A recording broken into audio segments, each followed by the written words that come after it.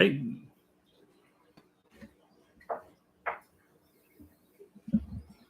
Someone's fast on the draw.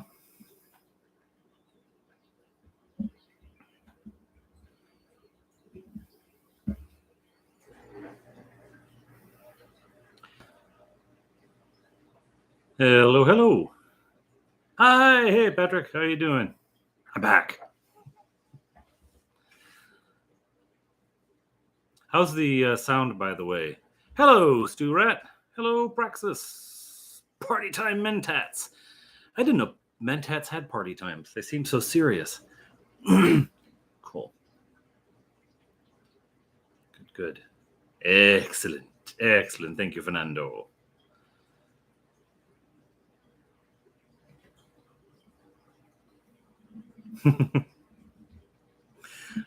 Evening Mage's musing. Yeah, yes, Patrick. I got the the whole Panther thing. I was watching a lot of T2 is what I was watching a lot of. Good. Hey yo, Squirrel Hermit. How you doing? I don't want to upset you here, Squirrel Hermit, but at dinner we were talking about the price of food and the possibility of eating squirrels. Promise we won't skin you or anything. I don't know how you taste. Yes, St. Beckme is here, BD. St. Beckme's at the party. Hey, long shot. He does look a little thin over here, doesn't he? I don't. Well, you know what? It's the camera. I've got a just a cheapo webcam that sticks up on the top of the monitor. So, yes, Wayne, you did. You got it right. So maybe if he's center, he'd look a little more. And then he's usually in profile, isn't he?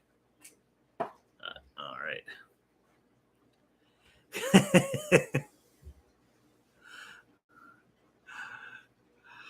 Gary Goucher, Thrago. I'm starving him. Well, you know what? He lives on Snark. He lives on Delver wants on. I don't have a StreamYard. I don't have that yet. It's just directed my camera. Customizing monsters. Yeah, you know what? I tweaked him a little bit. I know how to lure you, Squirrel Hermit. I'll put a pile of old school RPGs out and over a pit trap, and you'll be like, "Ooh, is that an OD&D original?" Whoomp, down you go. It's good to see everyone.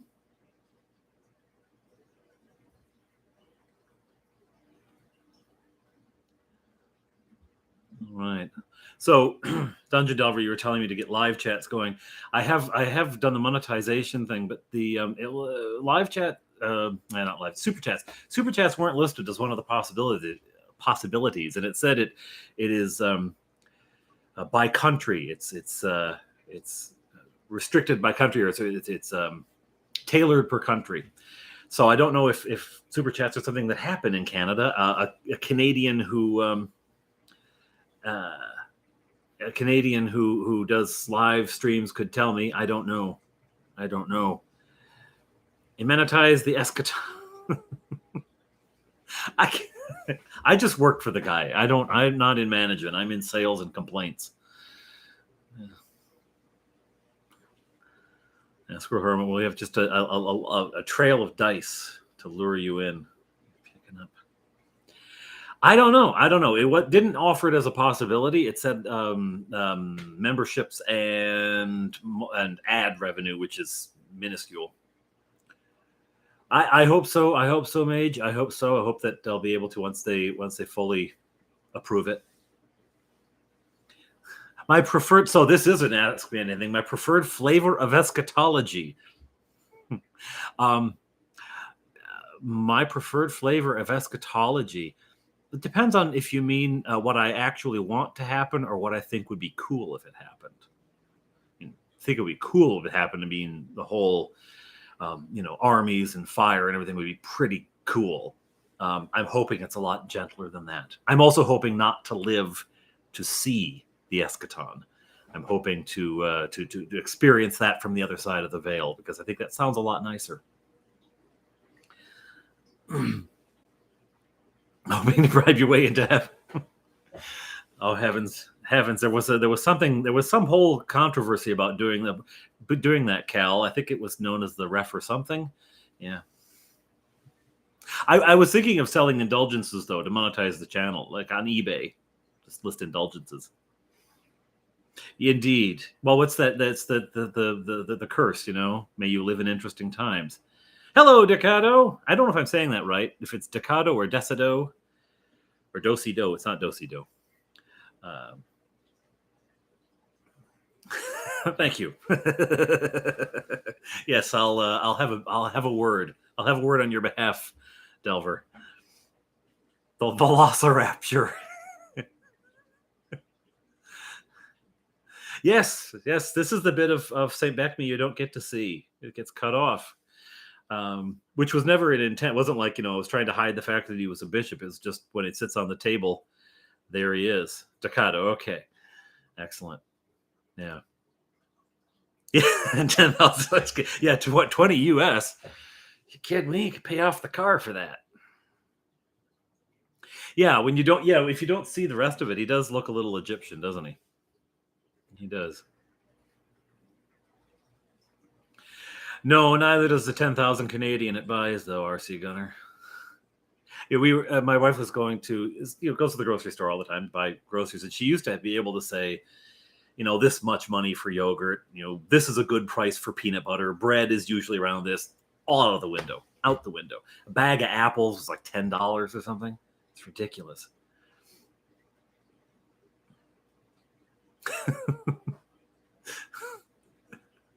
Tickets $250. Well, that has been done, Patrick, a number of times, right? The world is ending on this date. Buy my book to learn more. Yeah, what I love is the gas prices now are at about $1.50 something here per liter. I wouldn't know what that translates to in a gallon, but it's about $1.50, 60, something like that per liter, and everyone's happy.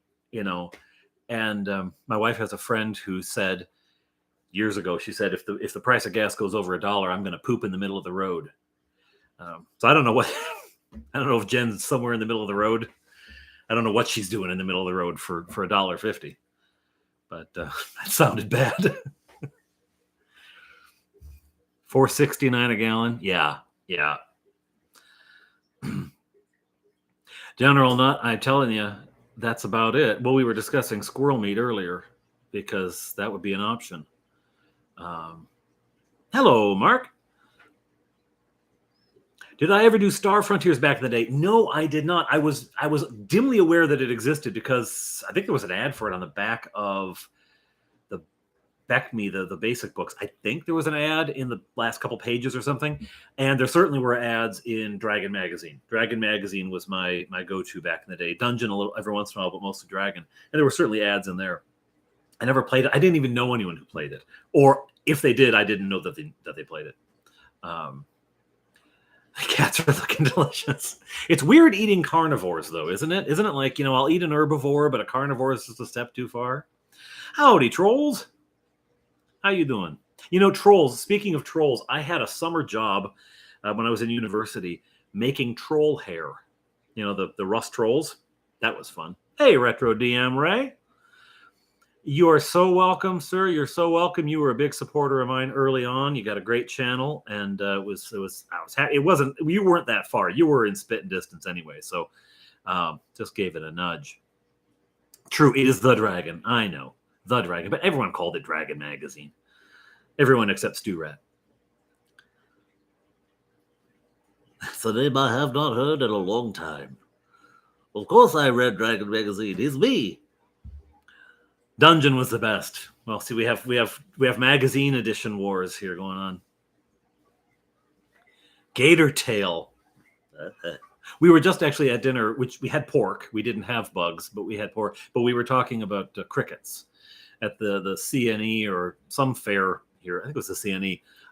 They were handing out crickets. Try the crickets. My wife tried some. Nobody else would have any. She says they have an aftertaste.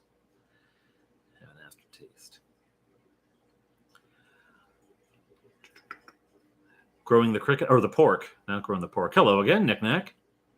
Hello again, Max. I like both mags too. When in reality they were both, they did very similar stuff. Um, Not entirely. There wasn't a huge. I mean, there was some overlap. There was an overlap. I'd say more in tone than anything. I grew up with Traveler, and that still has my loyalty out of space games. I have watched Traveler now a few times on the Delvers channel, and it's interesting. I like Gamma World. It's not space, but I like Gamma World. Yeah. Hey, Kyle, how you doing? Oh, Matt Close. I was an only child, DM Ray, so I still am an only child. My mother hasn't, unless my mother has not told me, but I had to entertain myself, so I had to be all the characters. The Wookiee was fun. Are they like a beer? Hoppy fun. Ba-ding dang, the Dungeon Delver will be here all weekend. Try the veal. So it is the dragon. I've been wrong. Well, you know what? Everyone could have called it Dragon Magazine. Except against Stu-Rat. +1 to Traveler. The cost of the fruit. Yeah, really. You want to get on stage, Stu, and tell bad jokes, and people will throw fruit and gather it up. There was Decado. There was and I only realize it now how many resources were in those magazines. Like when I was a kid and I was getting them, I was like, oh, that's cool. There's some really cool stuff in there. Really cool stuff. Well, and the great thing, Squirrel Hermit, on those magazines is that they're all online. Now, I like to have actual magazines, and God bless, I had a viewer in the UK sent me, Adam, he sent me some Dungeon magazines. And it was just to hold that, and you have the old magazine smell, right? Beautiful artwork and everything. Fabulous stuff. By a halfling's hair. I like that.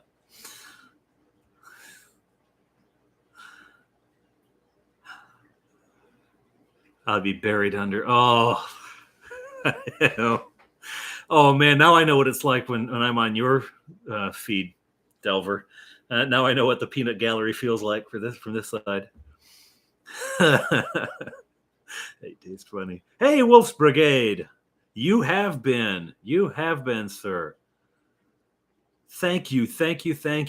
I don't know if I plan on keeping up, whether it's good or not. I'll keep it up. I don't know if it was you or someone else must have posted something today, because I went to bed last night with 149 and I woke up with 158 or 160 or something like that. And now it's 166. I'm 1066. I'm the Norman invasion.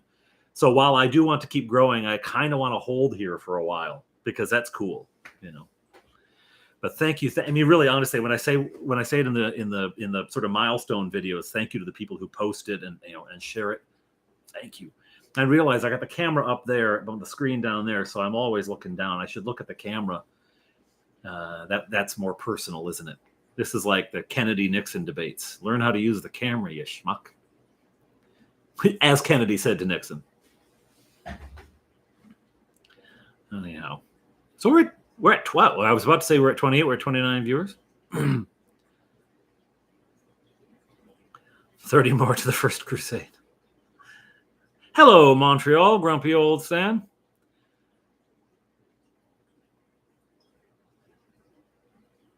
I popped up at random. Oh, that's nice to hear. It's nice to pop up randomly. I often wonder how people get there, and sometimes I want to throw up. I think I will. I'll throw up a poll. How did you find me? Sent here by whatever.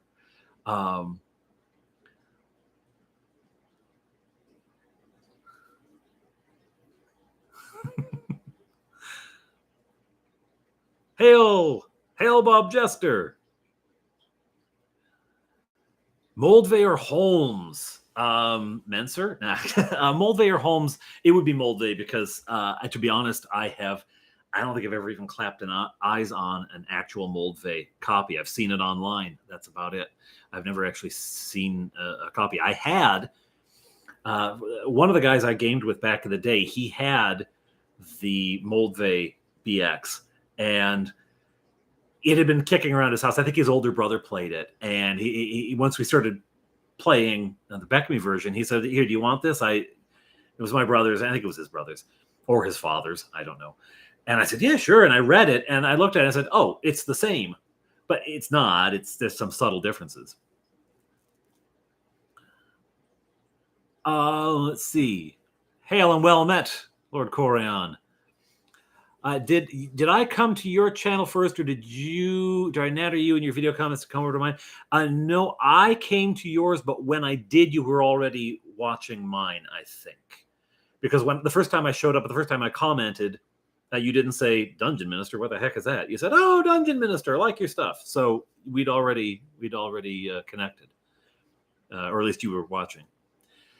A lot of people long shot. A lot of people came in with that. I mean, it was meant to be entry level, right? It was meant to be easy to pick up, you know. Professor Dungeon Master. Yeah, occasionally I see that that people come to me through that, you know, the recommended related videos. The Dungeon Craft, the Dungeon Professor.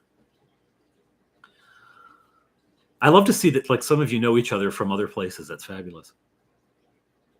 Tale of the Manticore is fabulous, isn't it? It is so intense and dark. And then, you know, he asking me to do a voice, and I love it. Bless his heart. In the email, he said, "It's not a comedy show."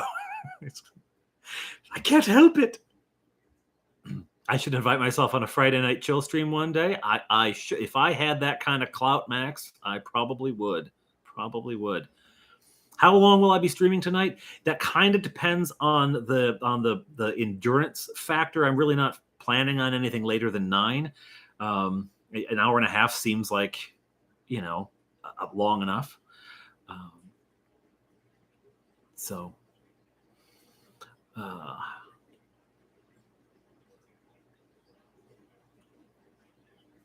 Oh, I'm glad I'm glad you fell for the intro, and then I'm glad that you kept watching, because I got a comment a little while ago from someone asking me if I thought dinosaurs were real on that video, on the first video. Do you think dinosaurs were real? And I suspect it's someone who watched about 10 seconds of my video and then it's like, well, I'm clicking off this jerk, right? And left us a comment, because I can't place the context for that comment in anything other than he thinks I'm, you know, super, super crazy, intense. Hey, old Bob Hey, Bandits, Keep, how you doing? How you doing? It's pretty good. Even for the 5e, he does great stuff. Everyone is trying to sell me on those round, his circular dungeon train system, which looks like it's mechanically really useful, but I really like making all the stuff, and the boys like the stuff that looks like what it's supposed to be, right? Ironcaster, I think you found you through Bandits Keep. Excellent. Bandits Keep, great channel too. My boys really like that. They actually started doing Bandits. You were doing something about a way to do a wilderness adventure with just kind of circles and lines, and real basic. And my eldest he watched that video and immediately sat down and started doing one for his brothers. How often will I do live streams now? Not a whole lot. I'm going to continue doing the edited ones, and it's a lot of time that goes into those things. But I don't know. I don't want to say something, because then you're like, "Where are you? We said once a month. Where are you?" None of you have that voice, I'm sure. I hope. A lot of PDM's advice is system agnostic. Yes, it is. You can use it for a lot of stuff.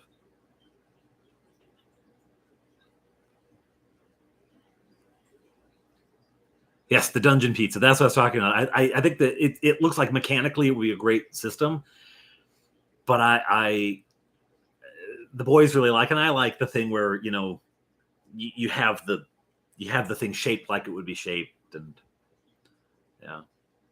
You know what I might do? I might do a dungeon pizza, not dungeon, an outdoor terrain pizza. Actually, for what I'm doing, well, unfortunately, it's tomorrow's game, so the battle mat will have to do, because I don't have time for that. But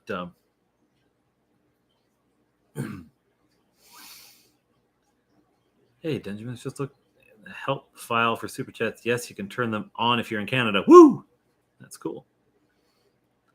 Well, then once hello, Ross, how you doing? Question for me: Sandbox or Railroad? Answer: yes. Is that, there are things where a sandbox is the way to go and just open it up. But there are things where if you have a sort of a narrative move happening, that a certain amount of railroading, I never want to limit all choices and the only way you can go is this. I will have things where so in the last video that went up, I guess 2 videos ago, when the soldiers come across them camping, that wasn't railroad. They could have fought the soldiers. They may even have won. They could have run from the soldiers. They could have done a number of things. It was the path of least resistance to go with them. So it wasn't quite a railroad, but it was a limited access freeway. And I don't like to railroad, but there are times when it's like, I have an adventure planned. And if you want to, like the snare wood, they just ditched the snare wood. So I got them back into it. But, if you've done all this prep and then they go the other way, you're like, well, okay, we can do that. It's going to be a much looser adventure because I have nothing in mind for that. Although, as someone pointed out, castles have this tendency to move. There just happens to be a castle in the hex that you've wandered into. So I probably play some combination of both. Pastors are never busy on Sunday morning. No, I got nothing to do. All I do is Sunday morning, right? It's just I work 1 day a week. Why can't I do everything else? Herding cats. When will I be live streaming a game with viewers? That would be fabulous. I would have to have an account on StreamYard, and I may set that up. That's a possibility. That might be something that I don't know. One of my problems there would be picking who plays, because there would be like, maybe one person or 2 people, and it would be like, oh, well, okay. Or there would be a whole bunch of people, and I'd be like, now I have to pick people, and I would feel bad if I didn't pick somebody. If your game has more railroads than Amtrak, you may need to rethink things. True. And if your game is on time as often as Amtrak, then you are in serious trouble. Then you probably need to quit and get a new hobby. Question: how do you make NPCs? Are they pre-made or on the spot? A bit of both. As I write, I will. So the Reeve, obviously, in this latest, I don't know if you've watched the latest videos. The Reeve was pre-planned. I knew there was going to be this Reeve. But the gemologist, they said we need to go find a place to sell these gems, and they wanted to do it then. I'm like, okay, so there's a gemologist shop, and then he just made him up, and so you get things like that. Faramir, the captain of the horse guards. I knew there was going to be a captain of the guards, and I just didn't make up a name. And then when it comes time for making up a name, I just stole one from Tolkien. Hello, Robert Treble. Outdoor terrains for combat, yeah. Yeah, long shot. There's stuff that you're not making that terrain. You're not. Black Magic Craft could make that terrain. Floating chunks of rock and lava streams, and I can't make that terrain. I can't. Well, Negative Headspace. Hello to you too. Hello to you too. Yeah, Midnight. Midnight Green. There are players who they want a certain amount of border. One of the things that I often get is, my boys can sense that Papa has planned an adventure, and if we don't play it, we're just going to wander. They know they can suss out where I've planned, and so they generally go along with it. So they're not railroaded into it, but they are. I've certainly advertised this restaurant more than I've advertised that one. They are and Mage, I tell you, people have told me that, hey, Tonka, get StreamYard. It's worth the coin. I may.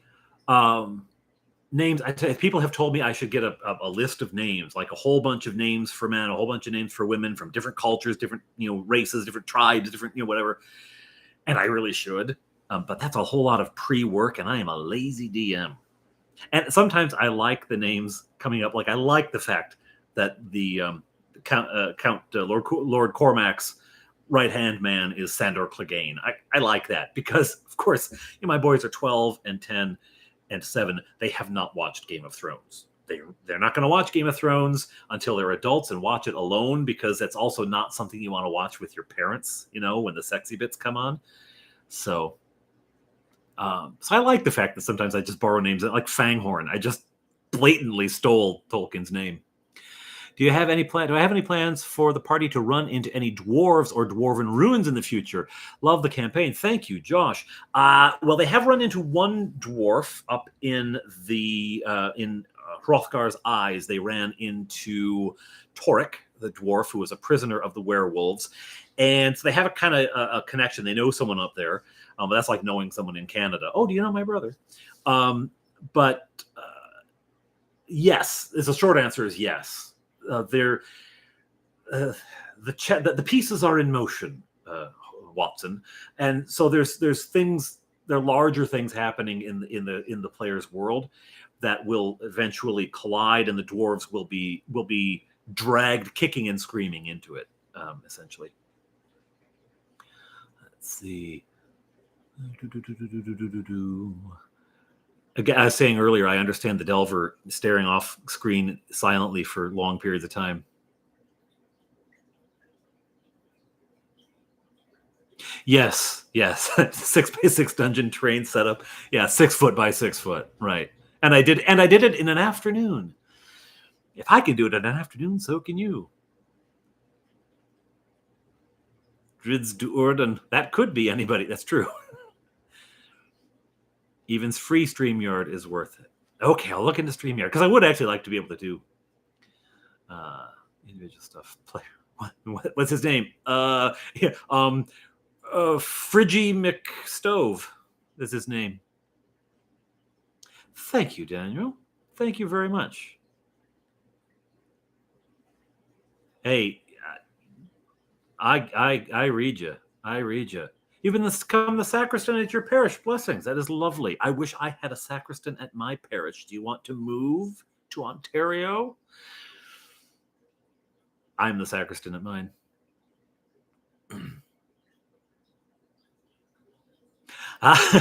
Mark Dickey, about a recap of my boys' games. I could give you a recap of one that my youngest has been DMing for me. He doesn't plan anything. He just starts throwing. He has these cardboard dungeon tiles that he bought. He's just throwing those down, and then he opens the monster manuals and just starts picking monsters. So this last one, all it was a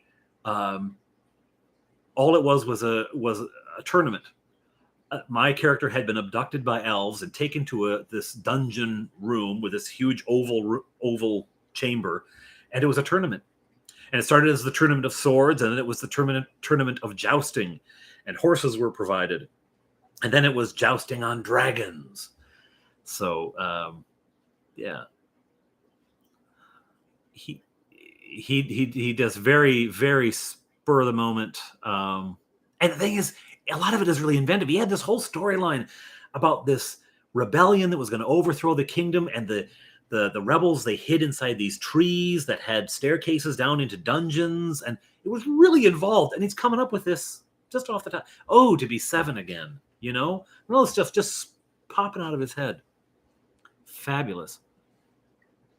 Do you know my girlfriend that I met at camp one summer? Well, Stu, the Canadian girlfriend is a famous trope. That one. I actually had one and married her, but hello, Father Chris. Nice to be with you, too. Good to see you.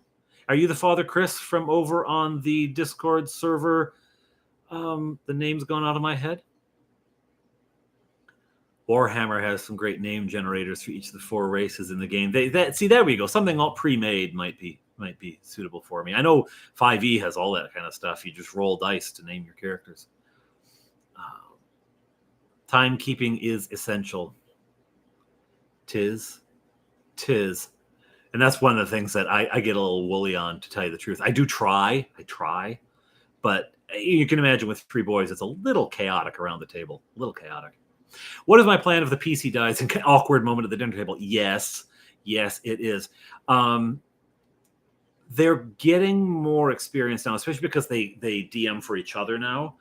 And so they've had that. And second time that my middle guy ran a game for me, my character died, like right away.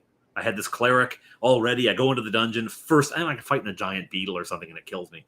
And I think the fact that I was okay with that, and I was like, oh man, that stinks. Oh well, I'll roll up another one. I think that helped. Yeah, it was. That would be that because that by now they've invested a great deal in these characters. Fortunately, that means they're a lot more durable, right? Like I don't have to be quite as careful with them anymore. They've got more hit points, although if they keep doing the stuff they've been doing lately, just charging from one thing into another. Does she wear plaid? Yeah, eh? I came from Wisconsin to Ontario, and like Wisconsin and Ontario are identical. There's a show, the Red Green Show, which is as Canadian as it gets, as Ontario, Northern Ontario as it gets. And when I was in university in the States, I assumed it was a public TV show for Wisconsin Public Television. That magic axe, yes, the magic axe was a big old. It was a switchback more than I had to. Well, I did have more versions of how they could get the axe. I had other ways they could get the axe if they plowed on. A goblin tribe was going to have come back around. The goblin tribe they spied across the valley was going to have come around, found the dead werewolf, found the axe, and pursued them in their tracks. And then they would have to have fought the goblins for the axe. So they'd have to have killed the owner of the axe twice. But it was more of a quantum axe, that one. I do that with the centipedes, were quantum centipedes. I was determined that I would get the centipedes in there. And the snare wood became a quantum forest. 600 NPC names that have been found. That sounds like about it. What I really just want is a Scottish telephone book, because my setting is vaguely Scottish. I just want to be able to, put numbers alongside people in the Scottish telephone book. Backporting elements from AD&D into your games, drow, demons, devils, and other classes, other spells. Well, I did introduce a mimic at one time, and I yoinked in some properties for the Yeti, because it's not Yeti in the BECMI, it's Sasquatch, and they're very gentle and kindly. So I took the Yeti from the monster manuscript. Grenadier did these books that were essentially monster manuals for the models. And then they did a series of models, and you'd buy all the boxes, and then you'd have everyone in the book. And the back of I've forgotten this, but I was looking at the PDF today. The back of the monster manuscript had painting guides, how to paint the minis when you bought them.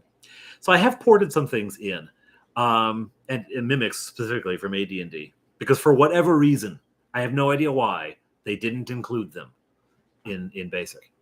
At least not in the main modules. I know a lot of things were put into, in the main core books rather, a lot of things were put into modules, but I don't have all those. That hand-waving thing when the minister introduces himself. Nick, you and I, we're on it. We're on it. The Dungeon Minister. My players once cornered me on how often I use a name for NPCs. How many mics do you... That's a good point. That's a good point. Read scripture. There's Johns and Marys all over the place. Just lousy with Johns. There's actually a number of Jesuses too, right? Common name, people. Common name. Elf bait.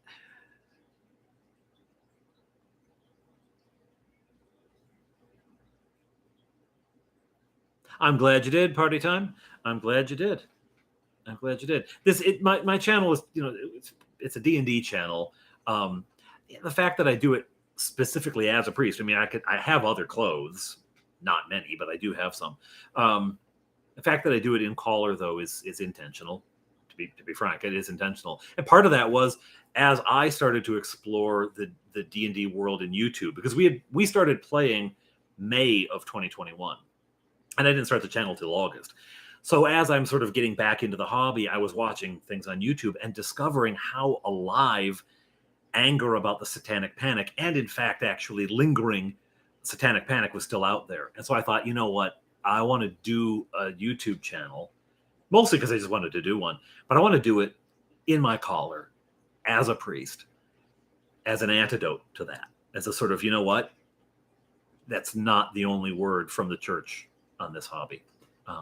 Because as I've discovered since then, there are a lot of clergy that play this game. A lot of clergy.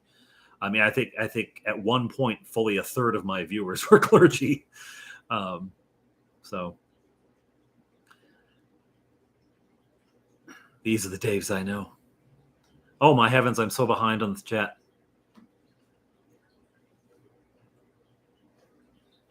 Kids in the hall. My first PC name was Krang. Isn't that awful? And it was the fighter from the solo adventure in the basic book. Krang. What I was thinking. I mean, I was 11, right? I was 11. Kids' ramblings make better adventures than most DMs can construct. Truth.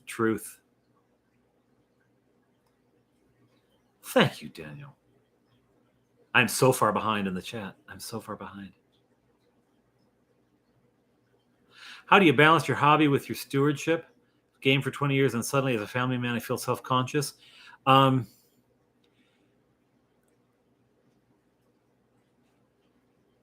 God gave you the joy in that game, right? God gave you the joy in the game as much as anything else. The creation is to be enjoyed and to be relished in. And I love Tolkien's angle on it as we're co-creators, right? And as a DM, especially, but even as a player, you're a co-creator. You're creating a world within a world, and that's valuable. That's valuable. Plague doctor name, Professor Endemic, Professor COVID. Okay, I got to catch up on this. At least let him find you handy. The Red Green show is fabulous. My boys have been watching it a whole lot lately, which is then suddenly really strange things will come out of their mouths. Oh, some people started out. Yes, indeed. Actually, Elfbait, I think Delver, didn't you mix AD&D and Moldvay at one point, or Holmes or something like that? You mixed them? I thought I heard you tell that story. Where is the capital of the kingdom? Further south. Further south. There's about 2 more vassal areas before.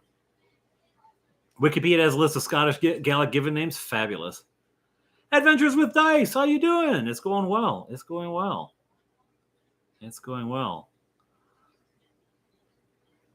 Here you go. Do clergy have their own secret D&D convention? Actually, early on, I said that we should do that. We should do that. And there actually is now. There's a Discord server for gaming clergy. And the name always escapes me. Please, Ross, if you're still on, or Father Chris, throw it on there because I keep forgetting the name and I can't. Actually, I could get it in my pocket. Clericon. I like that. Clericon. Is that actually a thing? Because that's fabulous. Hey, Vincent. Would I consider running modules given to you by subscribers, patrons? I would as like a secondary thing, like not part of the main campaign, because I really have trouble plugging modules into campaigns. It's a new wineskins thing. I just like the patch doesn't fit on the cloak to me. I have trouble meshing them. Part of it because I never did back in the day because I was a student and I was a kid and I didn't have money for modules. And the ones I bought, I looked cool. The covers looked good, but books and covers. A Roman collar. We just call it a collar. A lot of my colleagues will wear the full round, which is actually how this started. This collar comes from having a full round white collar and then putting a cassock on, and the cassock has a little cut thing here that reveals the collar. But then when you make a clerical shirt and you want to keep that look because you don't want to wear your cassock everywhere, although I do, then you cut the shirt like this. Clericon. It's very convoluted. Well, all the best stories are. All the best stories. My first team was just the Holmes Basic. There you go. Just the module. Yes. Delver started out with just B2. And you're like, what do I do with this? So you make it up as you go along, right?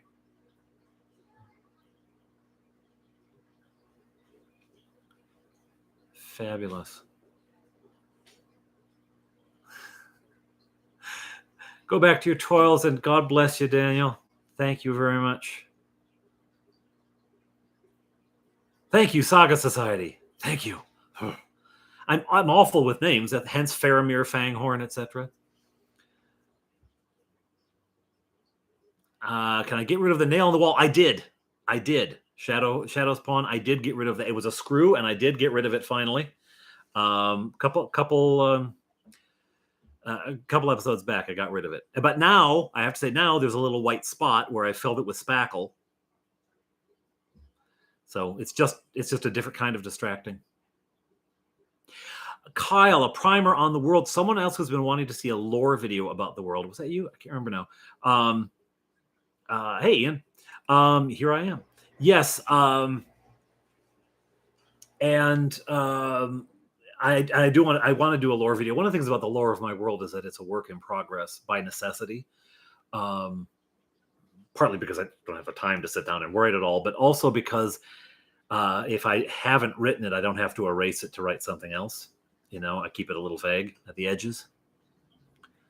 But I do actually plan on doing a lore video for what we have now. As of now, what is the world?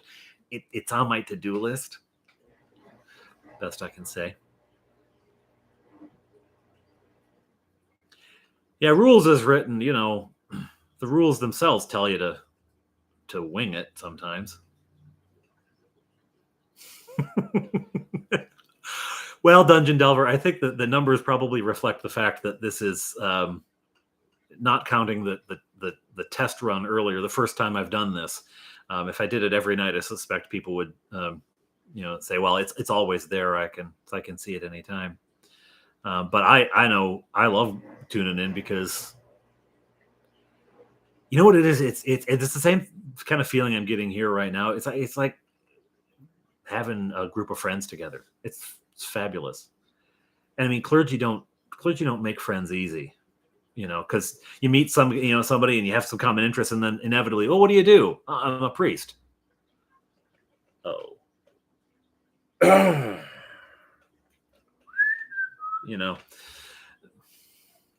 let's see. A little more clarity. Adventures written by my subscribers using Beck Me rules. Oh, like things that you write. That would be cool. That would be very cool. That would be very cool. And that would actually inspire me to do a lore video so that the setting could be a little more clear. You got into D&D by accident.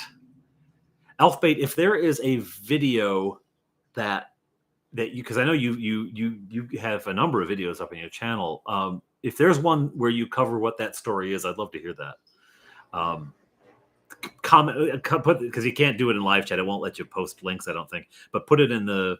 I don't know if you could put it in the comments either. You probably can. Yeah, you can, because the porn bots always post links. So, question about my setting: is it more of a low fantasy setting with many human kingdoms, or is it full of demi-human kingdoms? There are demi-human kingdoms. So far, again, because I developed the lore from Honeywood out, right? Like I'm going from the middle out. And I'm just, as I get to it, I define it. But there's a dwarven kingdom, there's an elven kingdom, and there's a shire, all within not terribly far of Kilmarnock and Honeywood. So those are all right there. One can only assume there's more of it. And there's goblins in the mountains and kobolds in the mountains and things like that. So yeah, they're out there. Magic is, it's not... hyper rare, but it's not like there's magic users on every street corner. One of the things that God bless, I don't edition war, and I don't want to trash on 5e, but I was astonished. Can I say astonished? When my eldest told me that in 5e, like every class can cast spells if they take the right paths, but like fighters casting spells. I guess, though, paladins can, if you go the right way, and Beck Me. So there's...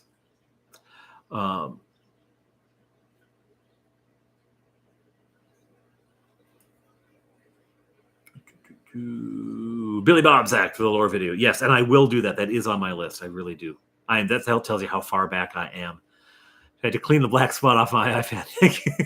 Hey, Robert, your iPad got a clean screen. That's just a service that we provide here at the Dungeon Minister.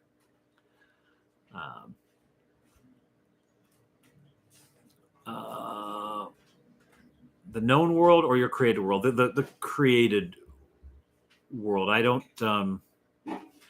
subscribe to a setting. I haven't chosen, picked someone else's setting. Although in flavor, it's probably most like Mystara, because the material that I would be pulling from assumes that setting. You don't know why I did that. Mages Museum. We all love D&D. It's the best starting point. Absolutely. Did St. Beckme just wink at me? Yes, he did. Yes, he did, Tunka.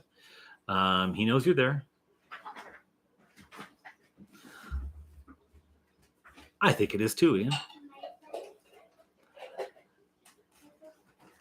Chris, you are undercover. You are undercover in your DM group. Well, that would be an interesting, fly on the wall moment to see what happens when you say, "Oh, by the way."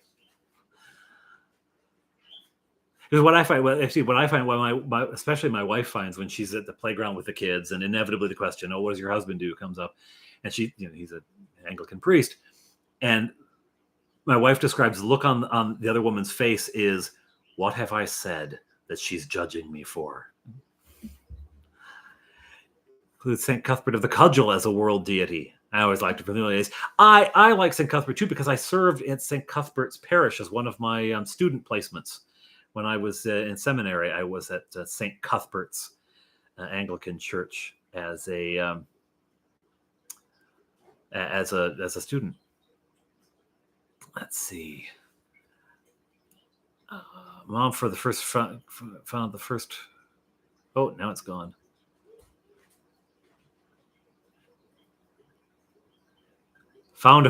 Walking along the highway and found a copy of the 1E Player's Handbook just lying on the road and started playing.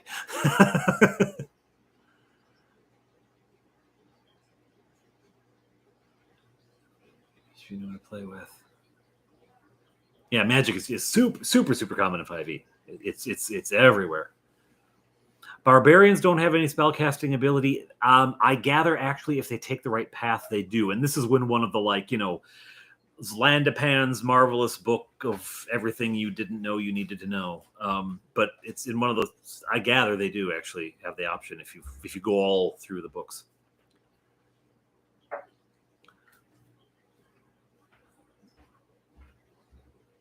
Speaking of, why is there no settlement on the Northern Sea, the Northern Lake? Why is there no settlement? Honeywood is close, and there are shepherds' hamlets which get even closer. Out when they fought Balamorg, they went up to the shepherd's hut and they found the slaughtered sheep and everything. There are hamlets which get closer. They're only separated by the woods, but partly there's a pretty thick forest running along that. Now that of course could be cleared, but no one has.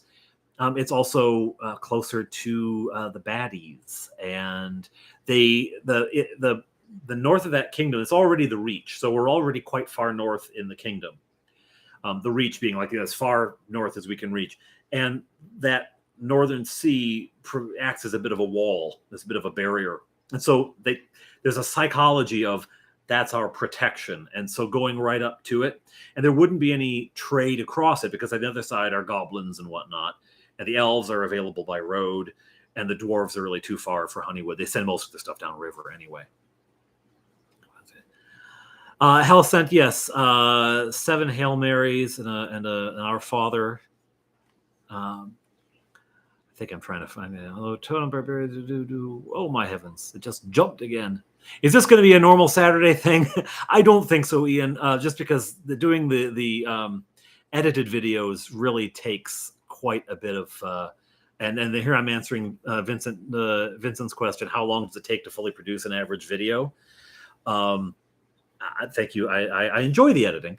It's like a second hobby. You playing the game is one hobby and making the videos is another. I film it on a lunch hour, generally my lunch hour on Monday or Tuesday. And if I'm diligent in lunch hours and a little bit in the evenings, I can have a video out for Friday or Saturday. Now, one of the problems is you get mission creep. when I started, there were far fewer pop-ups. There was far less complexity. I don't know if you've noticed, but I've started animation. Like I've got people moving their mouth in sync with the words. And there was a poison thing, that was probably half an hour's work at least, just doing the poison to put a drop into my coffee mug. So the more comfortable I get doing it, the more I do, and so I never get any faster in anything. It gets longer. It gets longer. Okay. We enjoy your videos greatly. Thank you, Brandy. It's a family, and our son loves to go back and watch the older videos. I'm glad. One of the things I did early on, and Retro DM Ray helped me sort of focus on this, was to make sure they're family friendly, that you could let your kid watch it and not be worried about it, because grognards tend to be grognards, and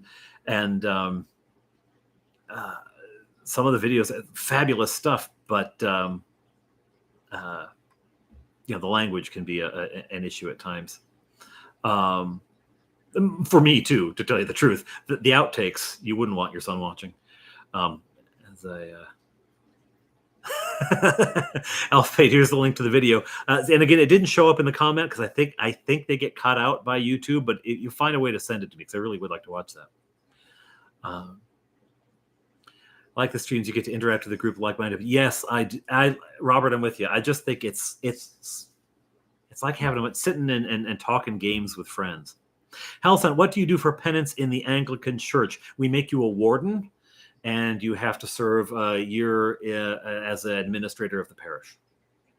No, we do some of the same stuff, actually, as the Romans might.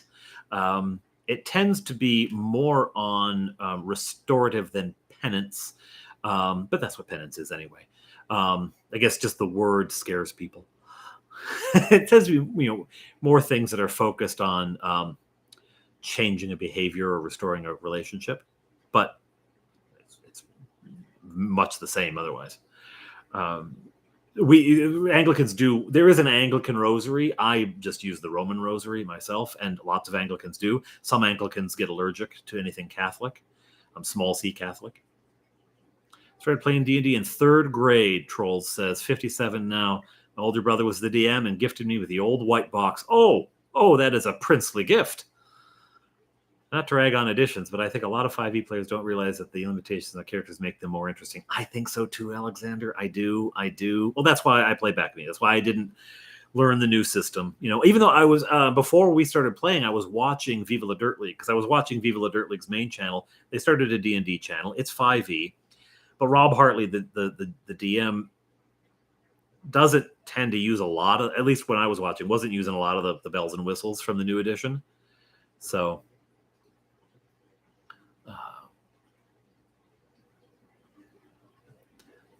I almost said something a couple months ago. I had an especially busy Sunday and commented that I was doing everything but preach.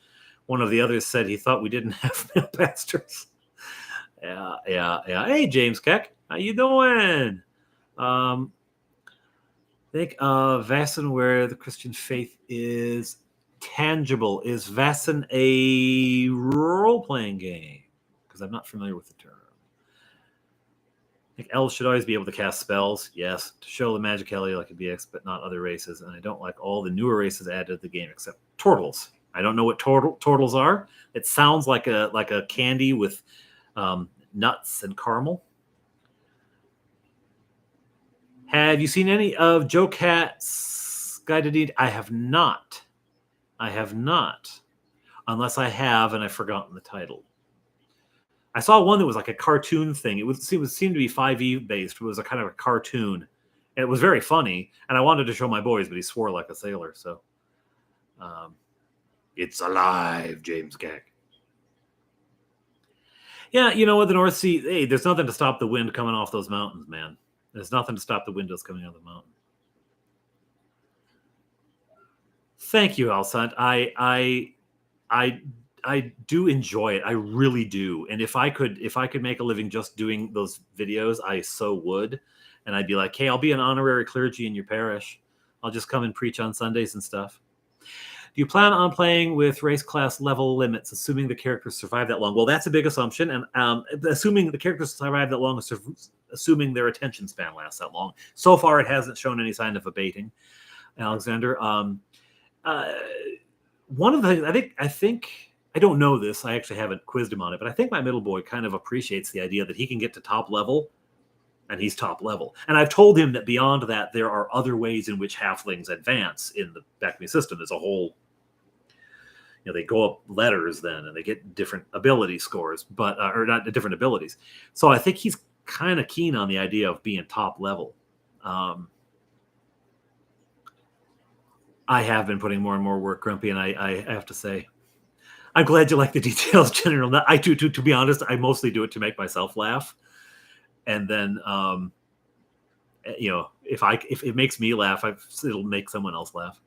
Piggybacking off Grumpy Old Slan, I've only recently joined in, but over the last couple of months, I've noticed a huge improvement in the quality. Oh, last Suit videos. Excellent. Oh, thank you. Thank you. I'm glad it shows. Beyond typical races, classes, and monsters, do you include any notorious villains from popular settings? Tiamat, Wolf, Vecna, Orcus. Well, Bargle made an appearance. Tiamat would have to wait a long time. I haven't decided if any of those sort of more famous villains are around. I have absolutely no objection to including them, though. I think it's fabulous. Wolf's Brigade, I am also a proud grognard. I'm just a proud grognard who edits out all of his swearing. How old do you have to be to call the grognard? I was fascinated that term comes from the French military, from the Napoleonic Wars, the soldiers who had served with Napoleon the longest, the old guard. They were the grognards. So you have to have served with Napoleon. I think it's someone. I don't know. I can't definitively define that. But I would personally, I would say a grognard is someone who, it doesn't matter if they're 20 years old or 60, but they stop at some point, wherever that line is drawn. I think we all kind of smell where it is more than see. They don't go past that, right, in terms of editions. And again, I don't edition more, but just,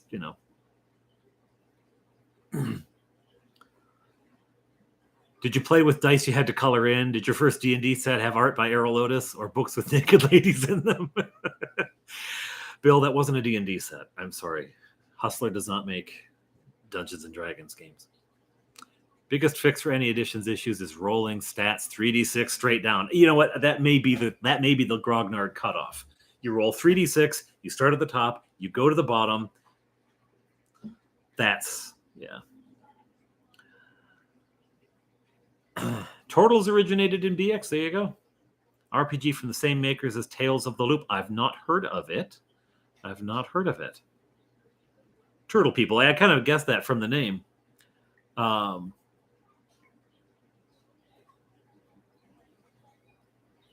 Turtles without the ninja. But they're still Teenage and Mutant, eh? Or Teenage and Mutant, but not Ninja. Loxodon is an Elephant Man race. I like the name, Loxodon. Thank you, Squirrel Hermit. You are a blessing as well, sir. Squirrel Hermit, by the way, will occasionally do unboxings of things. And Squirrel Hermit, I gotta say, you seem to back Kickstarters like it's an addiction. You back all this stuff, and then you get the early release, and you unbox it, and you show us, and that's really cool. So if you like seeing some relatively eclectic too, like from all different places, if you like seeing unboxing videos and some just slightly goofy stuff, because Squirrel Hermit, I mean, you got a name like Squirrel Hermit. Good stuff though. I think you're not too far from 100, which is, I think at 100 you can get a customized URL for your channel. Woo! Rules Cyclopedia expanded. Yes, Wolves. I saw the Rules Cyclopedia does that. I never got into the Rules Cyclopedia. I wasn't even aware it was published when I was playing. Like it wasn't. I had my 5 boxed sets. Why buy more, right? So I didn't even notice it. Grognard is a state of mind. Tabaxi are cat people from the Isle of Dread. Tiamat or Takis. I can't even say that other one. I have to say, because she appeared in the cartoon Tiamat. I had a Tiamat too. Big old plastic Tiamat. I could kick myself for getting rid of it. Did I miss the part where we roll up characters to classes for the 12 apostles? Yes, Paul would be a monk. I think so. I think he would be a monk. He would also have a charisma of about 6. No, he could. He founded all those churches. He must be pretty charismatic. He's just a bit of a turd sometimes. Oh, my heavens, I've lost it. How do you do this, Delver? How do you do this? Where are we? I lose it. Grognard, a grumbler. There you go. Old enough to be grouchy about new editions. Judas is definitely a thief. No school like old school. I'm gonna have to like zoom. Hustler RPG. Yeah. Haven't you heard of that, Adventures with Dice?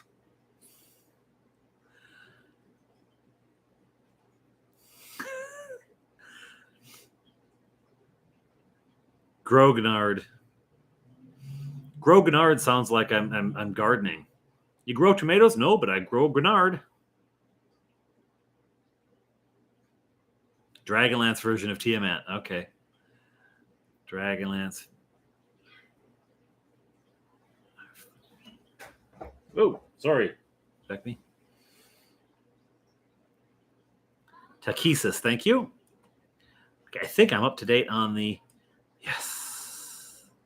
Yes.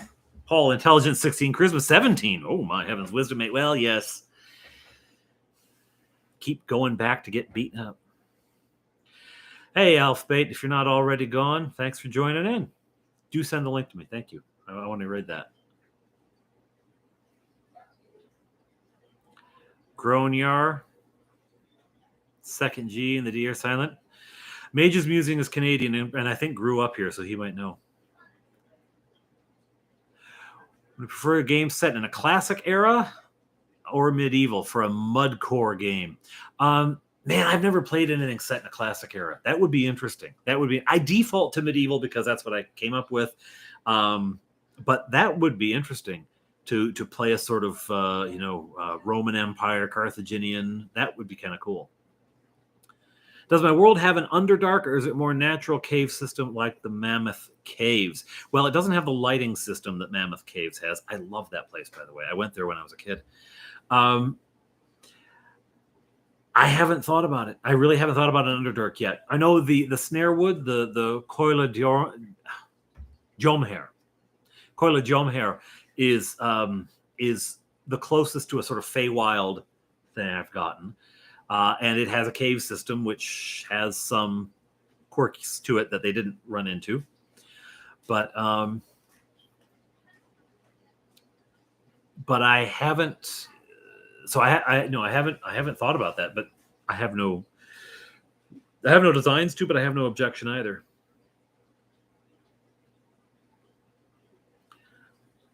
Yeah, starting as peasants crawling in the mud. Help! Help! I'm being oppressed.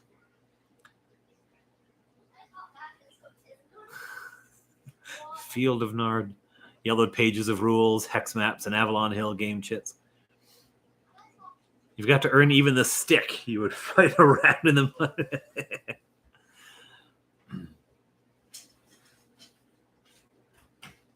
the level 0 funnel.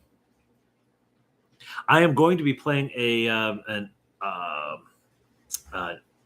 OSE, Old School Essentials, with Mage's Musings sometime in September, which I'm looking forward to. I haven't actually sat around a table and been a player. I've been playing with James F. Keck. I've been playing Gamma World, which is awesome, on Discord. When Bill had the GWOC, the Great Underground Online Gaming Convention, I played a whole bunch of stuff, including a very fun game of OD&D with Bill. But, the screen is not quite the same. Can you use monsters from AD&D 1E Monster Manual in BECME? Well, I did use a mimic at one point. It's not in BECME. And so, yes, you can. Absolutely. It doesn't take that much work to move them over. There's actually just a couple of stats and things you ignore mostly. What, in my imagination, what does St. BECME sound like?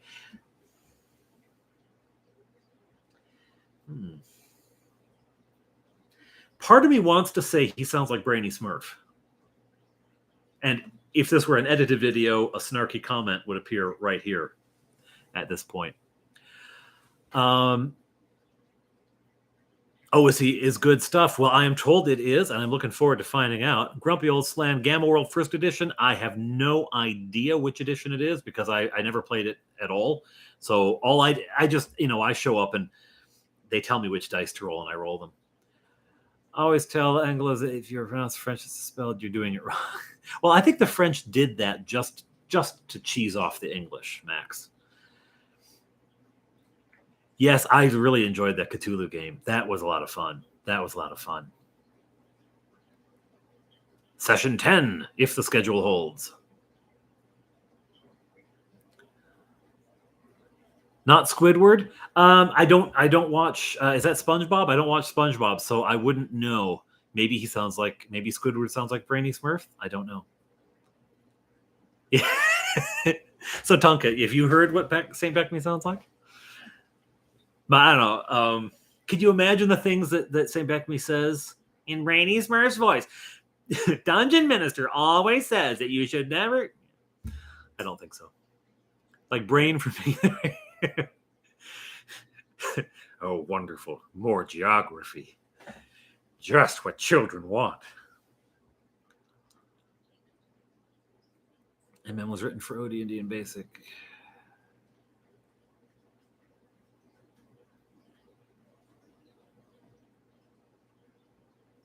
The priest from Princess Bride. Marriage is what brings us together today. Robert Treble, interesting conversation around editions. I've played them all. I like exploring and understanding the game mechanics these days. I think simple mechanics is best to get people to play. I totally agree. Like, there are things about 5e that I do enjoy. I like the advantage-disadvantage mechanic. I like that. I think that's pretty cool. But I really, for me, the fewer rules there are, the better. The more stuff that we can just adjudicate in the moment. And it becomes a, let everyone picture it in their head. And is that going to work? And I know there are people who can't do that, who can't picture in their head something and decide if it's going to work. Because if people could do that, New Coke never would have happened. I am timely with my jokes. But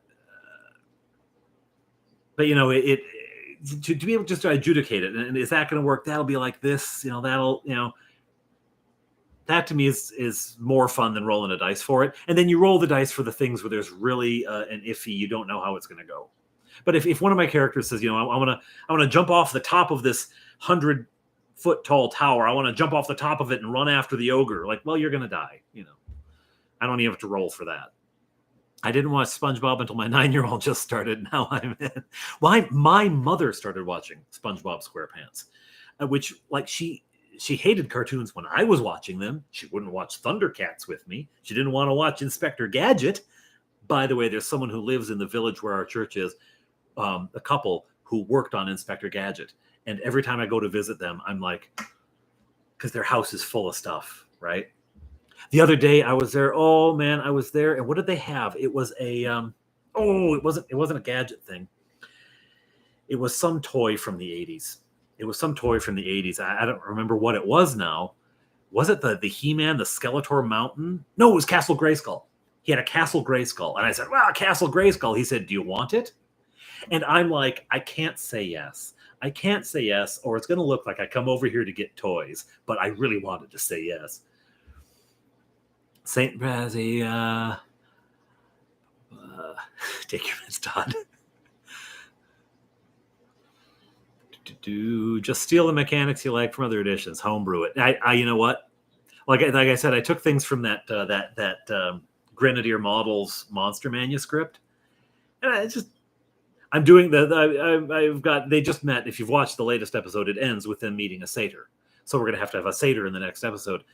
I'm totally bringing that over from the Monster manuscript because there isn't a satyr in any of the core Beckme books. There's fawns in some, fringe thing somewhere that I found online, but they're kind of So I like the satyrs from the Monster manuscript better. Yeah, geography, Doc. The kids will love it. That's not Bugs Bunny. I don't know what that is. I'm going to avoid the topic of politics.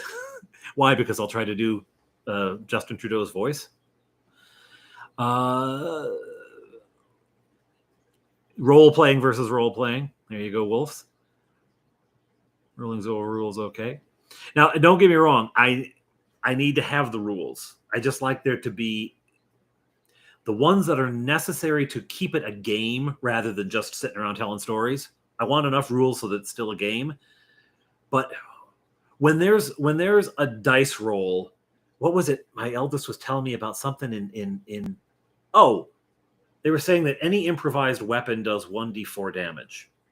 But any improvised weapon. And so technically, if I picked up a cabbage and threw it at someone, it does 1d4. Well, that's ridiculous. Like, you should be able to say no, right? And so when there's so many rules for everything, that's when I don't,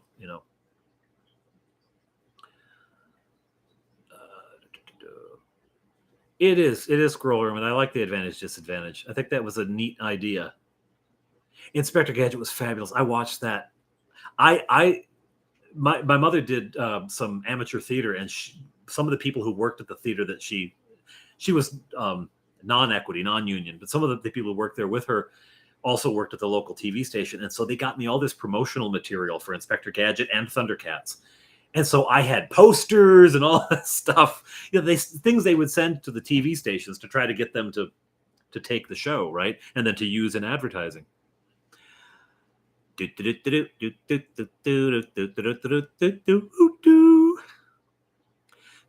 Gadget, go.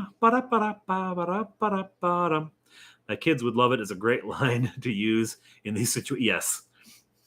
My kids would love it. You're right. I could have gotten away with that, couldn't I? And then never ever taken it home because they'll just break it.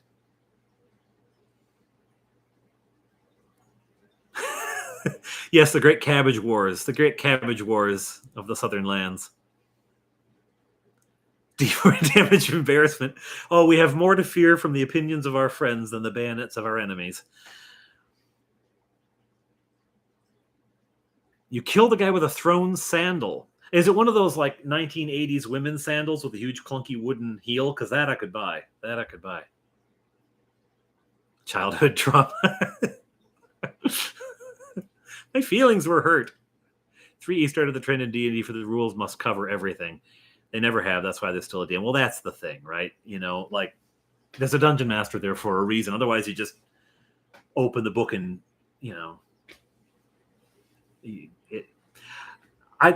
for me, the whole life of the game happens between the players and DM and amongst the group. It happens over the table, right?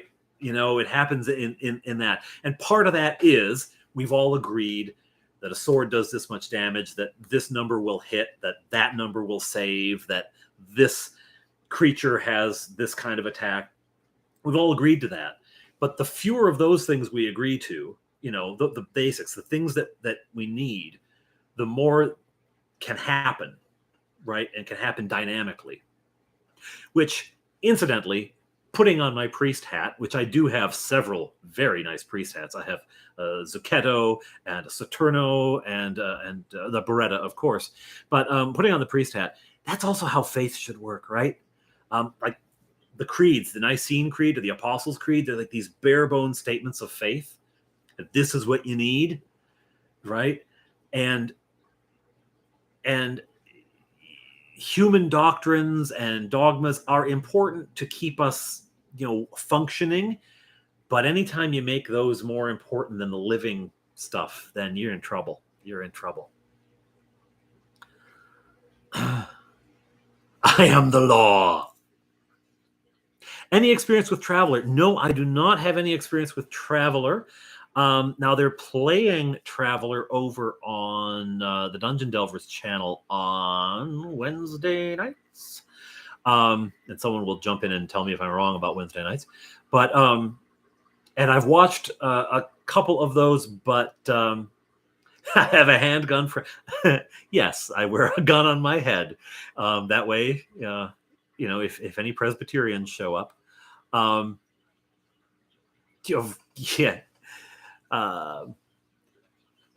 But actually, I think the gaming Discord is Christian gamers, not necessarily just ministers. But I think retired would certainly count. You know what, Father Chris, I would love to try it out, but at this point, between Parish, Three Boys, preparing games and terrain and minis and editing videos, I'm at I'm playing at the Mage's Musing because it's a one-time thing. There's no way. I mean, it's I can't do like a long-term. And I play Gamma World on Wednesday nights, which is why I'm not sure about the Traveler, because I'm playing Gamma World during that time. But I don't know. I could take on anything else. I may stop in and just watch it and see. I would like to watch the playing of it because I have no idea what it is. I know it's in space. That's about all I know. But is that Cal taking his leave? Take it easy, or are you just telling me to take it easy?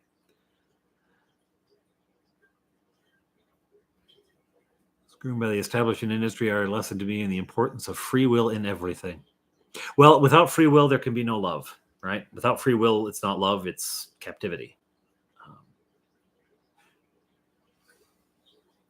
What's going on in the Gamma World game? So this started as it was supposed to be a one-off during. I bet you do, Father Chris. You've got a similar, plateful. It started off as a one-off. The Gamma World game I play in was a one-off for the Guac, for this great great underground online gaming convention that Dungeon Delver ran. And it was going to be a one-off, and it's basically the group of knights are being asked to go off and report how many batters there are at a neighboring town. So it was a small, contained adventure that, because we're a bunch of dorks, we dragged out. And by the end of the session, and we played long past when we thought we were going to, by the end of the session, everybody wanted to keep playing. So we keep going. So it's set in Tennessee, where James lives. And so it's just cool because that he has a lived experience of these settings. He's driven down this road that we're fighting batters on, right? So far, we've gone to the town, Ollie Spry, and we scouted it out. We fought a little bit, got the locals' hopes up that we were going to save them, and then we booted it.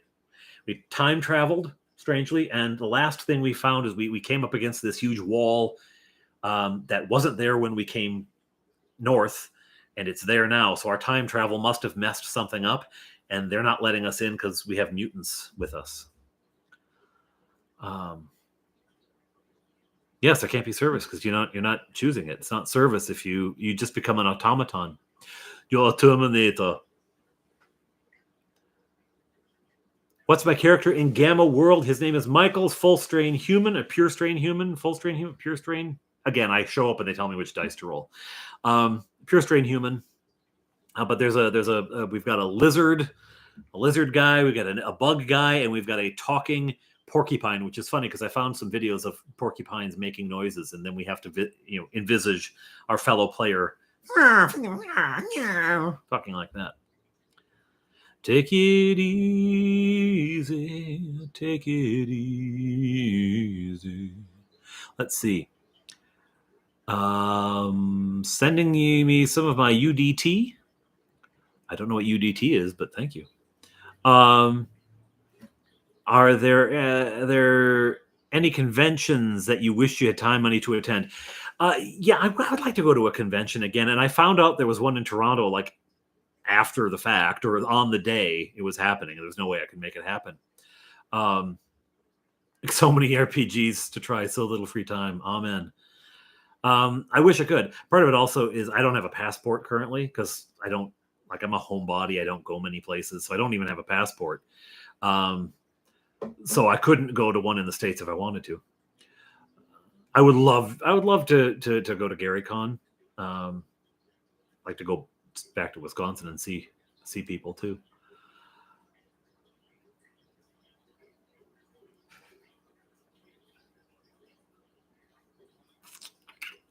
Tennessee's Billy Bob's home state too. Dry summers. Well, yeah, we're all having those right now. Pure strain. Thank you, damn tails. Yeah, I mean, we're all dry now, but I imagine Tennessee. The further south you go, the hotter you all get. Hey ho, Imperial Ramblings.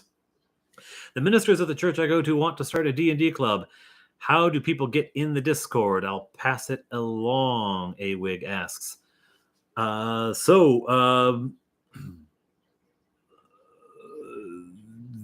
a good question because I don't think you guys can paste links here. And you know what? I can. You're gonna have to. I'm gonna open my Discord. I can paste links. No, I don't think we should. Anyways, it's an invite thing, right? Invite thing. Secret society. No, so I won't paste the link in the but I will Awig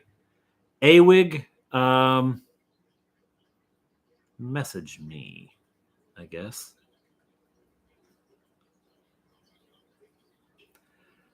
See ya, trolls. Thanks for coming by. Can games in Ottawa should be in May.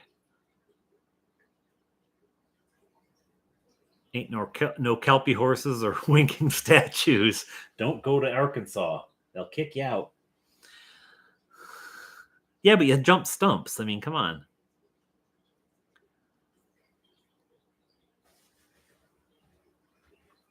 Chattanooga? Pardon me, boy. Is that the Chattanooga choo-choo? Yes, Awig, do.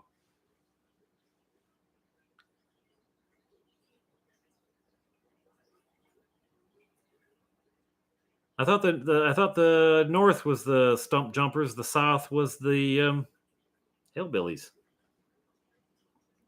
You got me all turned round, Tonkin Todd. I don't know which end of the state is the north and which is the south. I don't think that's a Arkansas accent. I don't know what it is. Princess Bride had such excellent RPG. Yes. Well, you know what? I rolled up Beckme characters for the entire the main cast of Princess Bride when I was a kid. I had all 13 of the dwarves rolled up. From Lord of the Rings, I had the entire cast of Princess Bride rolled up as characters, right? You know. Then I go, okay, so it's Gomer Pyle, yeah. Through Pride.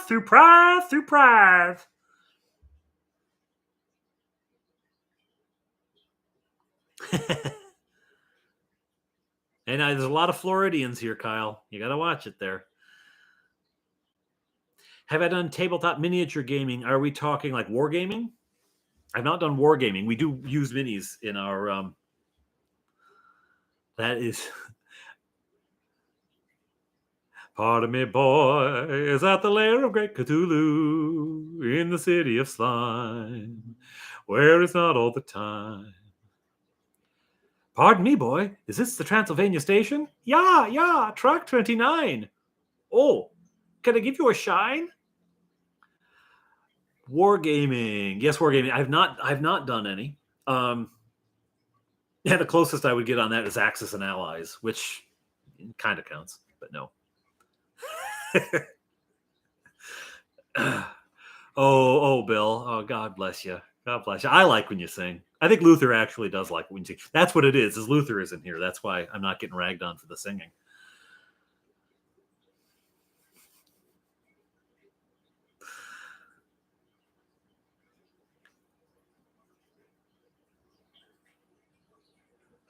Edward, I'm with. Oh heavens! Why did I sold it on eBay to somebody in Germany? I paid more in postage than I got paid for the thing. Just wretched.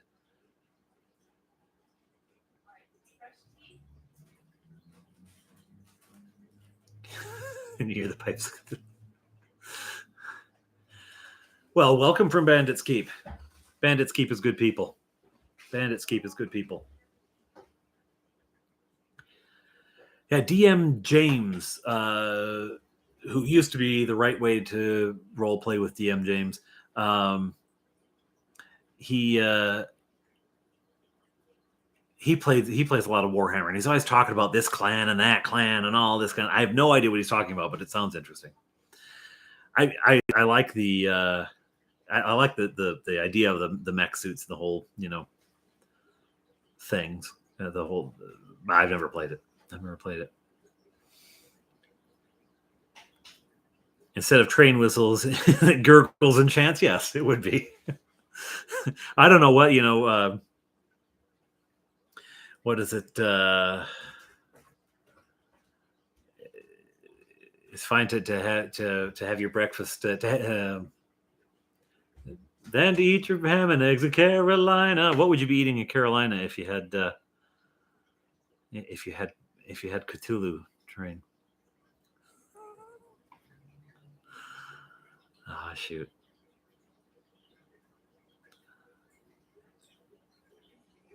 Bob Hope never went along the road to Great Cthulhu.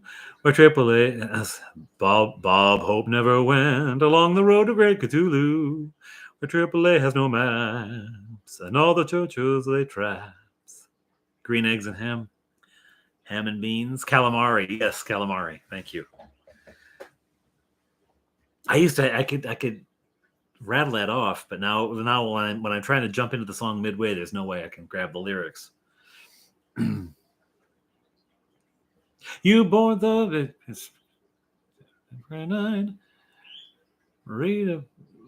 read a magazine and you're in Illinois. Dinner in the diner, nothing could be finer than to have your ham and eggs in Carolina. Breakfast in the diner, nothing could be finer.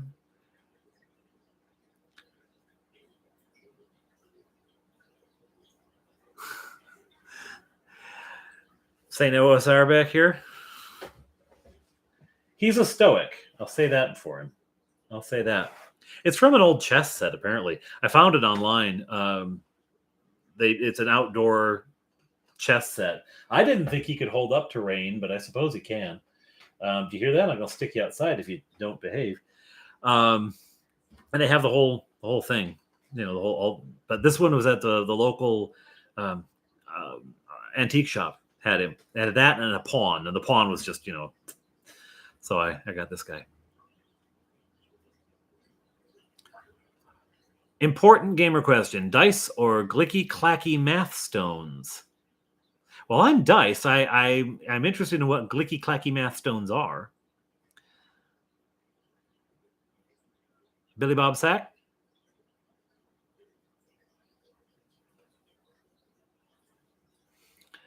I feel like Rob, I can't say that. Euless over on Bill's channel. Closet's Lanish.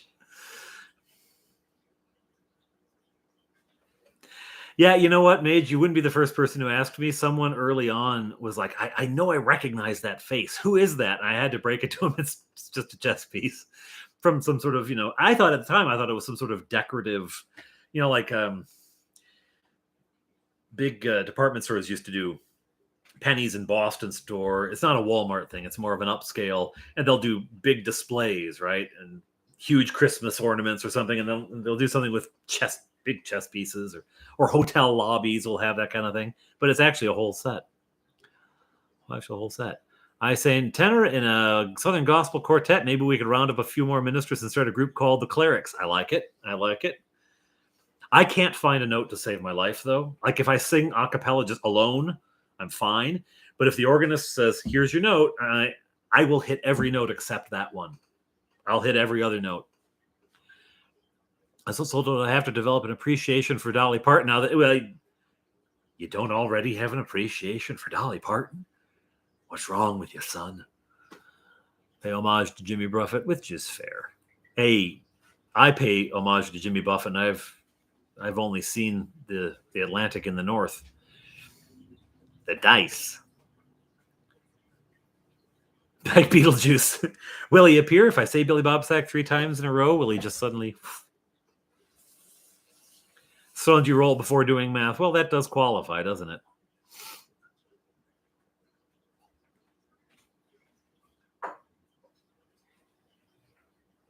Stop mentioning 40K stuff.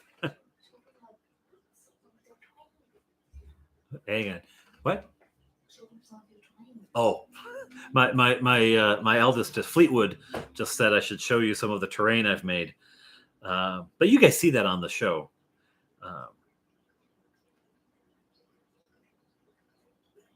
I'll show you the latest. If you, I do want to get a lovely beverage, so I'll be right back.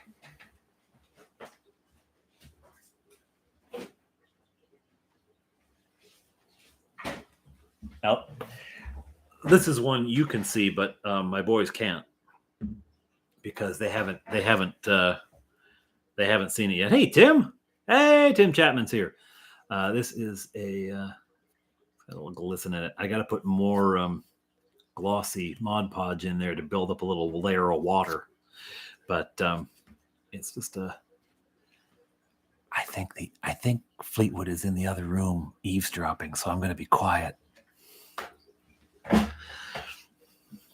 Dolly Parton is the voice of the resistance on the show The Orville. I love that. Well, Edward, it was great to have you. Thank you. I suspect by now you've popped out already because that's several posts ago. But if you haven't, cheers. Have a good night.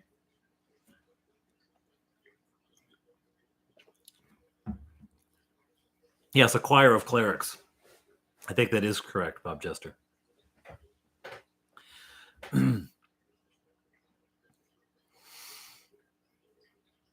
Let's see. Battletech for big stompy robots. So this is just a minor piece of terrain. It's a little thing, but it is coming up in the next one. Here we go. It's just a sort of a sacred pool. It's going to be located in the middle of the snare wood. So I have been painting minis.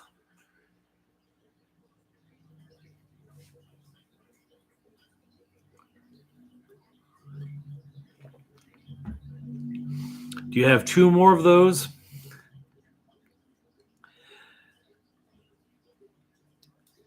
Two more of these? Or, oh, Bill, you are paying me back for all the bad humor I put in your post, aren't you?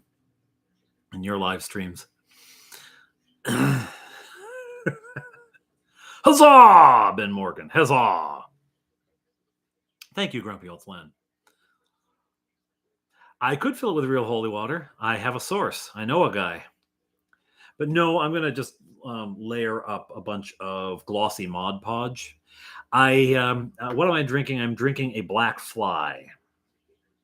I know that you can pour in PVA, and if you don't pour it too deep, it'll dry sort of clear. But I'm nervous because I put a lot of effort into the carving of the thing and the painting of the thing, and I think if I ruin this, I'm going to be so cheesed off. So I'm going to just stick with glossy Mod Podge, and I'll do a few layers. All right, question for DM Minister and chat. Who's the best captain in Star Trek?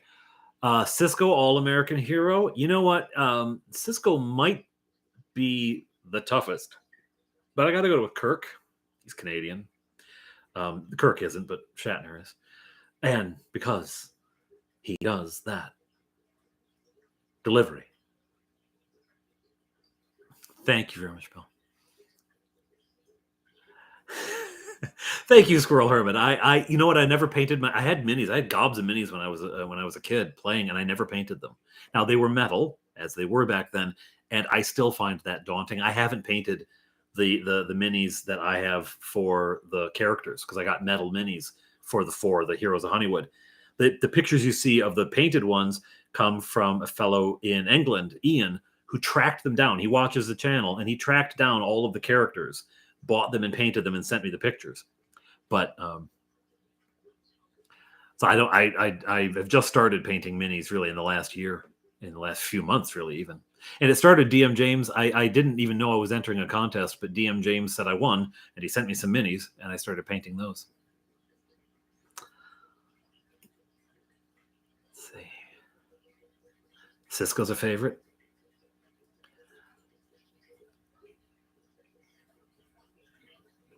Excellent. Excellent. Thank you for Father Chris for joining, and have a good game where you're going. Thank you for subbing.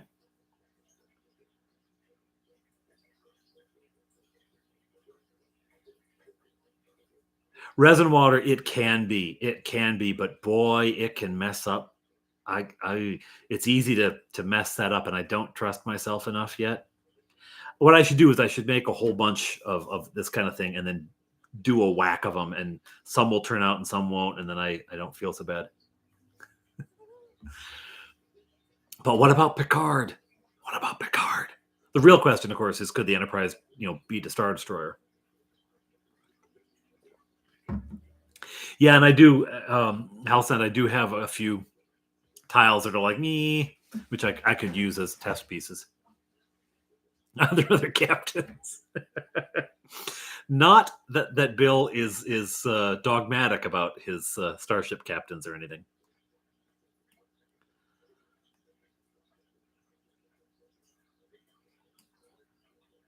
People seem to be spelling Christopher Pike wrong. Oh, knick-knack. Dark Horse. Yeah, well, the Picard thing. The problem with he was hey, see you, Ross. The problem with the Picard is he was cast in a show where they wanted him to be all peaceful. They gave him this ship that was so powerful, and then they said, "Don't use the gun parts." Right? I mean, they did obviously, but he was always trying to make peace.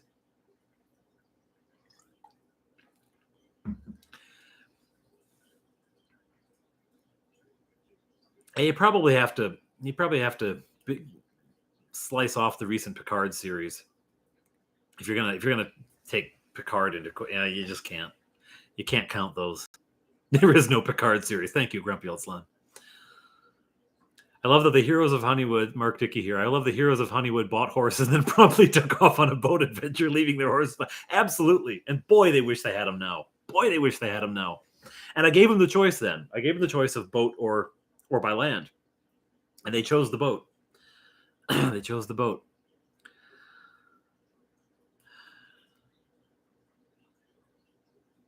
Let's see. Bound before I go, Janeway Toodles. Oh, Father Chris. Oh, Father Chris. How did I make? Is it general? How did I make this? It's foam core, 3 layers of foam core, 2 of them cut into rings, and then just using a pencil to scribe the vertical lines for the individual stones, and then using a pencil to scribe this internal. I don't know why I made this circle. I made with one of the bottle caps from this drink, actually, and it has little teeth in it. You know how it hooks onto the plastic ring, and it had these little teeth, and so I just took the imprint of those teeth and continued them in that sort of branch pattern because I knew I wanted to use it for the snare wood.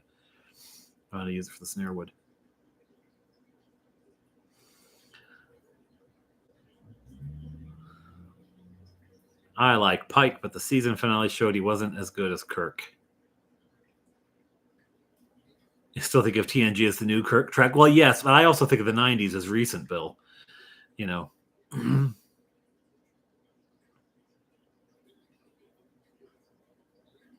Strange New Worlds is just fantastic. Classic Pike played by Jeffrey Hunter, sure. Anson Mount's Pike is not killing it. You know what? I had graduated from undergrad before Voyager hit, and so I watched TNG in university. That's when I watched it, and then I graduated, and I don't think I had cable, so I wasn't any watching anything.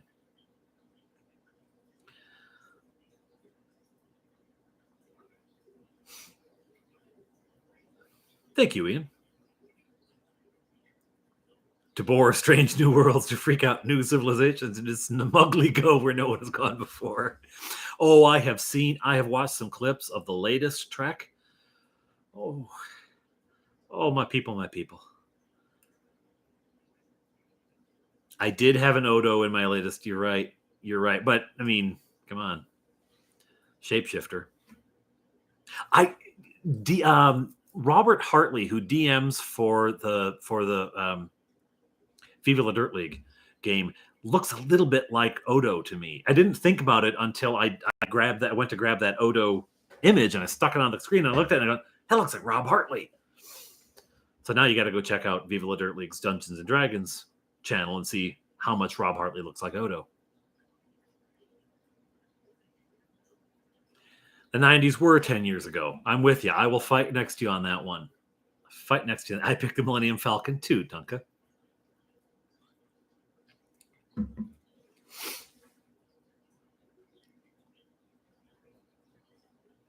It's not that Kirk is better than Pike. It's that Pike's approach wasn't going to work in that scenario. What I love about this is that everything in this chat right now is pure nerd. Pure nerd. Which captain is better?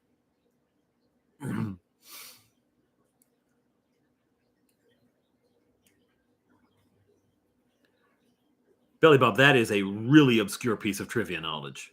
That will win you the tournament at the pub at any time. I mean, that is wow. Wow. Marvel or DC? Oh, come on. Well, it depends on if you mean the books or the movies. Movies, Marvel, books, DC. Come on. Although I was all Marvel when I was reading comic books, there was a few months where I picked up comic books, and it was because that movie Adventures in Babysitting, the stupid 80s movie. But there's a moment, one of the characters is obsessed with Thor, the comic book character Thor. And there's this moment where they meet this guy who looks a bit like Thor, and she's all, oh, you know. And I said, Thor, I should check that out. So I read the Thor comic book, right? And there was all crossovers. This was late 80s, early 90s, all sorts of crossovers. And so that led me to Daredevil, which led me to Black Panther. So I had like 4 titles going at once. And then I realized this is insanity. I'm reading all this stuff and I'm not, it's costing too much and it's taking too much time and I don't really care. So I stopped. Captain America, favorite all-time hero ever. I did not care for Captain America, the image, or any of the stories I did see. I didn't see many. I didn't care for it in the comic books at all. It was too bright. It was too clowny looking. But the movie version, very toned down, very dark, very... But by the end of the series, he doesn't seem to be terribly American either. So he's sort of captain citizen of the world. Yeah, I mean, the DC movies, bless them, but what are they doing? It's like, here are all the parts to make the most amazing series of movies. Okay. They have no idea what to do with them. Yeah, Renee.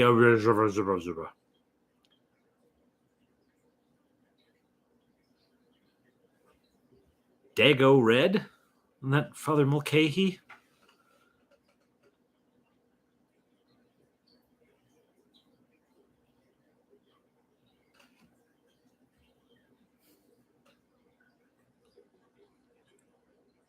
Yes, he was Clayton in Benson. And I think he had one of my favorite lines in Benson. They were, I don't know, they were stranded somewhere. I can't remember why they were drinking old flat beer. And he takes a sip and he says, so filling. And the other guy takes a sip and says, no taste. I loved that. I thought that when I was a kid, I thought that was hilarious. That was high comedy for me because, Father Mulcahy. Father Mulcahy it is indeed. Americans are very garish in their patriotism, and that's what makes it awesome. Superman or the Hulk. Okay, Tonka Todd's really trying to start something here. Unstoppable force, immovable object, dude. Who knows? Who knows? The great thing was there were so many times when there was a new Superman. And you could conceivably have the Hulk become Superman. Like he gets the cape. Now he could shoot lasers out of his eyes. He can fly. In addition to all the strength.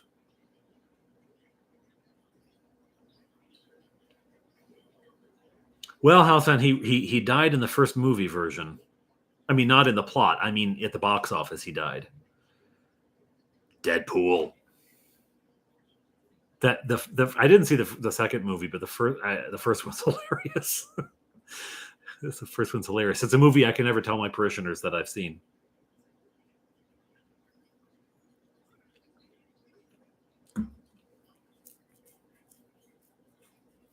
The Hulk could beat Doomsday, and Doomsday could kill Superman. I am allowed to watch Deadpool. I'm not allowed to use it as a sermon illustration.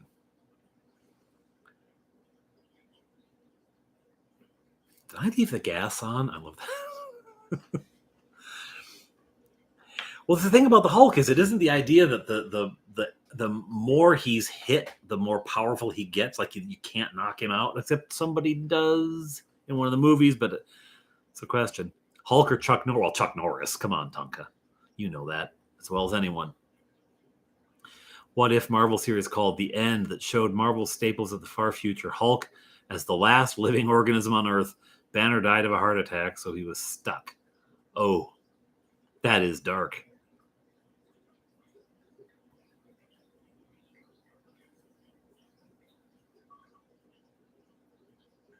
I've never seen the animated DC. I never have. Aquaman was my favorite as a kid, and I know Big Bang Theory thinks Aquaman sucks, but when I was a kid and the Super Friends, he was the blonde one, and I was blonde as a kid, really really blonde. Like now it's kind of gone brown because I don't spend much time in the sun because I'm locked away editing videos for you monsters.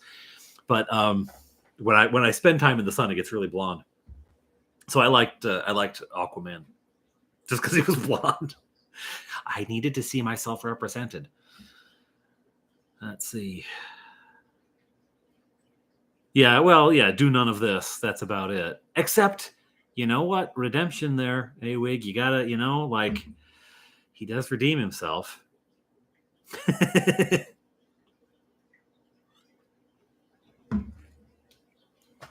I don't know, Gary, why they can't do that. They've got all the parts. He pushes the world down.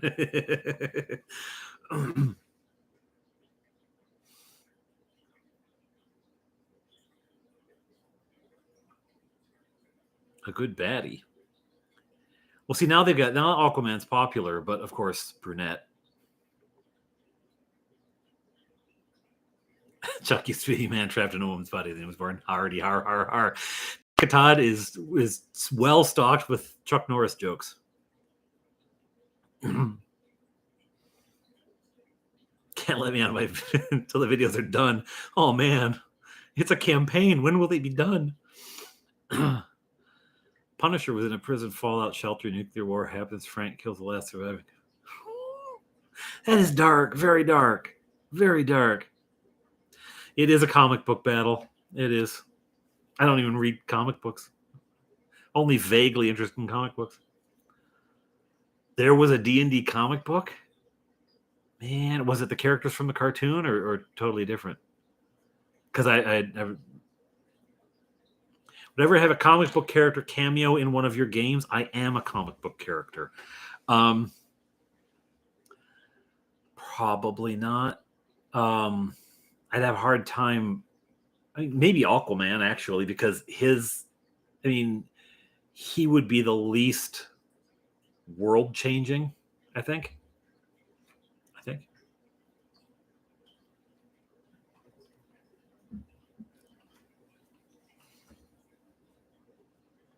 Thor. I did like the Thor comic book.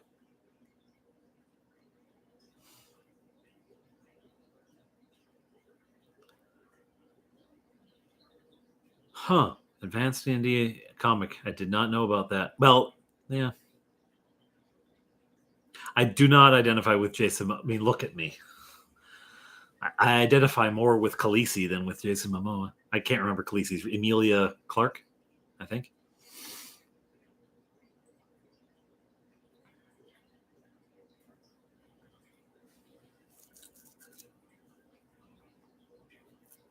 Aquaman as canon or as you think he should be? Having not actually read many, I didn't read comic books of Aquaman, and I only knew Super Friends. So all I know is he talks to fish and he's polite.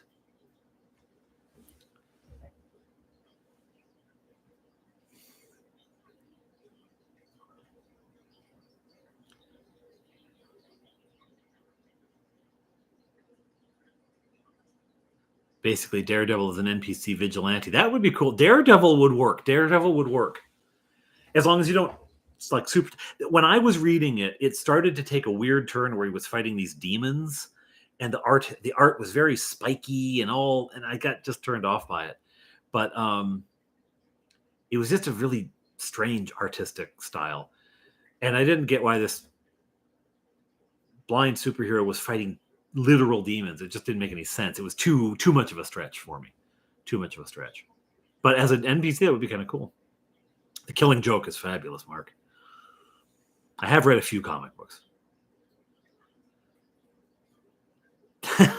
Oh, bless you, Tonka. Now it's down to 40. Now you said that. I don't think I'm a star. I think I'm a curiosity because I don't do this normally. Well, European comic books. Ooh la la.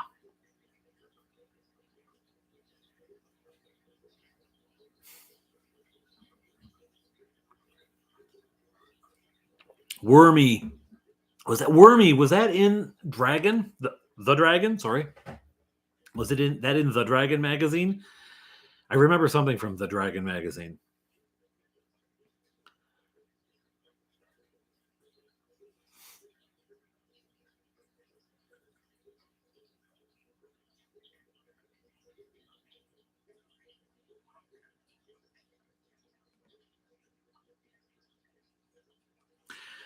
See you, Robert.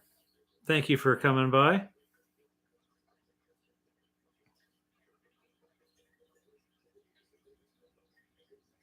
The Dragon. I thought so.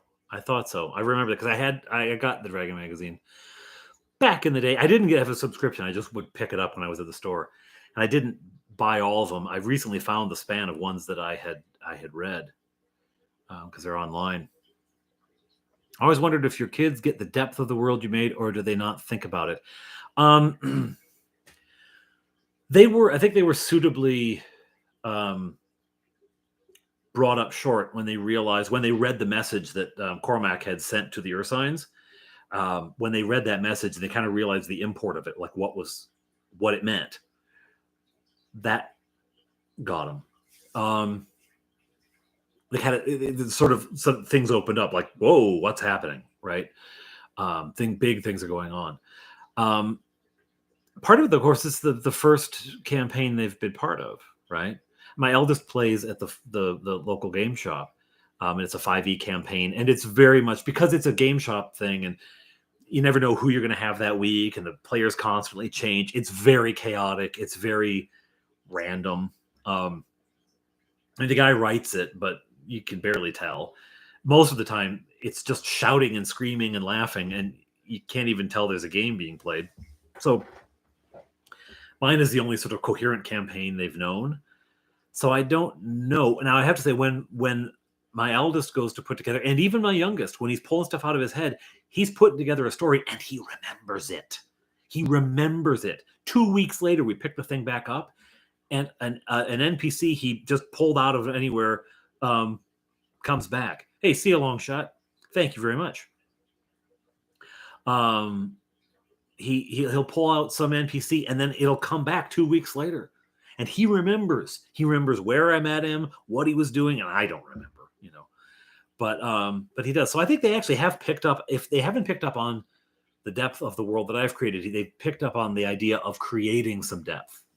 Because my eldest, he games, he'll have a coherent storyline, he'll have some background and some ideas and things like that. They don't tend to last as long because kids and attention spans, but I think I get a bit of it. I don't know that you could call Wormy a D&D comic, but it was awesome. It was fun. So JD went to Adventure Gaming. Snarf Quest. Yeah, Snarf Quest. I always thought Snarf Quest. I was like, what's Snarf Quest? Because it wasn't taking itself seriously, and I was, 17, and I took myself very seriously. So Snarf Quest didn't look serious enough to me, so I didn't like it. I was very much, Have I read the Song of Ice and Fire books? You know what? I have to tell you, this is probably going to lose me subscribers. I started out with the first of the books, and I found his prose unreadably dull. His character description, his character development, his character creation is beautiful. And I think that's actually what he does best. And his setting of a complex world, I mean, his world building is astonishing. It's not quite Tolkien-esque, but it's up there. But his prose, his just lay it on the page, I found it unreadably dull. Unreadably dull. I really liked the show until the later seasons. And it may be part of it. I watched the show, then I read the books. It's probably the wrong order to do it in. But I just found the prose unreadably dull.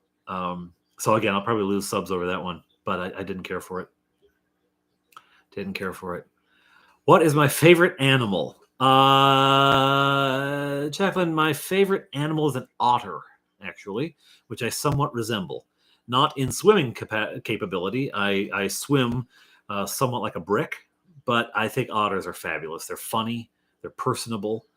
At the zoo in Toronto, there's an otter tank where the tank's and you can go down below so that you're below water, and they swim up, and they like to swim up. They can tell the kids, right? Maybe it's because the kids engage more with them, but they love to swim right up to the kids and then swim away. And when I was a kid, there's a picture of me actually at the Arizona Zoo, like the Phoenix Zoo. And I'm just sitting there leaning on a fence watching an otter swim by. And I remember watching that otter. My mother tells me I stayed there for 45 minutes watching the otter go back and forth. I've always liked him. Always liked him. Would Gru the Wanderer count as a D&D comic? Gru the Wanderer? I know the name. Where do I know the name? I don't remember. I remember the name Gru the Wanderer, but I don't remember what it was. Low Magic. Good. Original run of Elf Lord comics. Not Elf Quest, Elf Lord.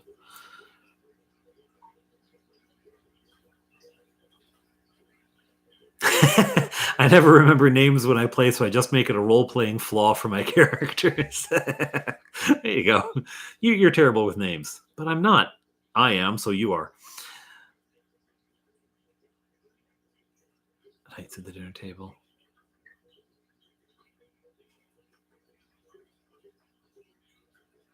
Yeah, I mean, and I'm glad. I know a lot of people, Billy Bob. I know a lot of people love the Song of Ice and Fire books, and again, I think his character development is peerless. I think it's fabulous. The way he slowly unfolds, the fact that Jaime Lannister ended up being a sympathetic character. I mean, that's fabulous, right? The arcs that these characters go on are beautiful, and they take forever, which is how it should be. I just couldn't get into the prose.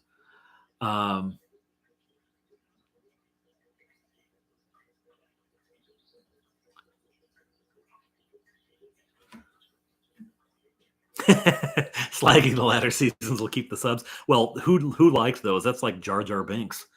Jar Jar Binks could have shown up in the 8th season. It wouldn't have surprised me.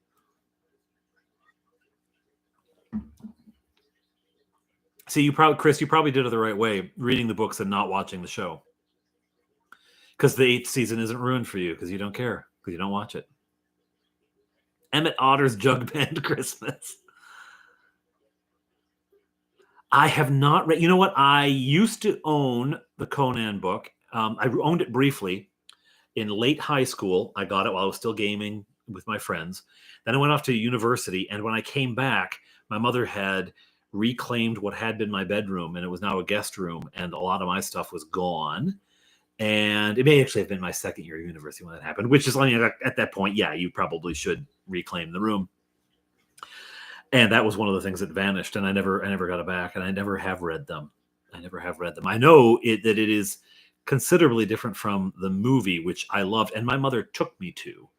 I don't know what year Conan came out. Bill probably knows off the top of his head the year Conan came out. But I was born in 72, in late 72. So I was a little kid and my mother took me to that movie in the theater. I saw more of the female body that evening than I knew existed.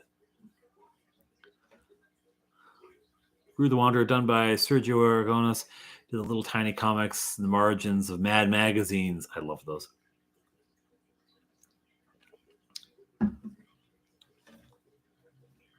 Cerberus the Aardvark. Okay, it's ringing the bell. Misa Jar Jar Targaryen. Misa take the Iron Throne.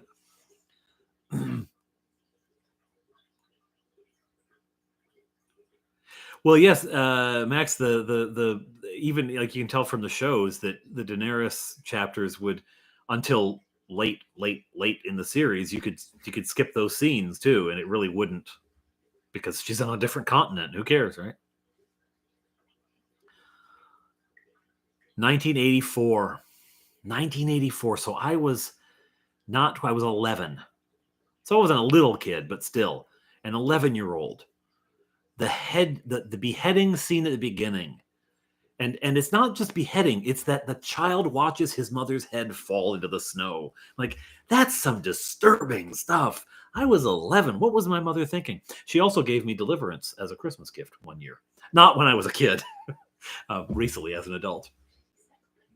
Oh, I'm being asked who Bob Johnny should snuggle with. That's a nightly routine. He should snuggle with Round Owl. He has a ball-shaped owl, and he asks both my wife and I who he should snuggle with, and until he gets both opinions, he can't go to bed.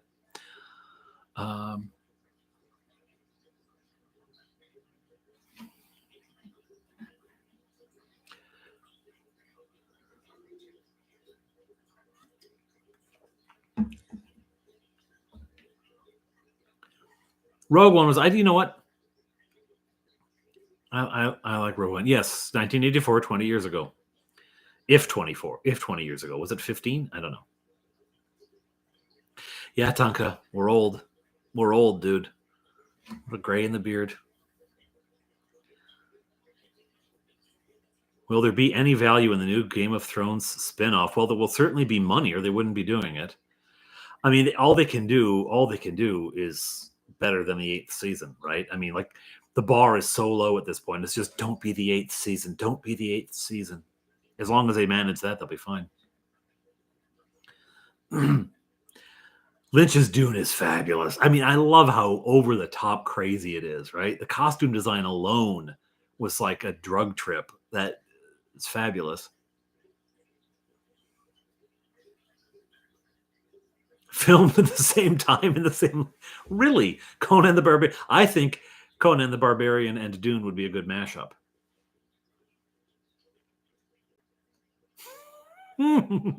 Heavy metal.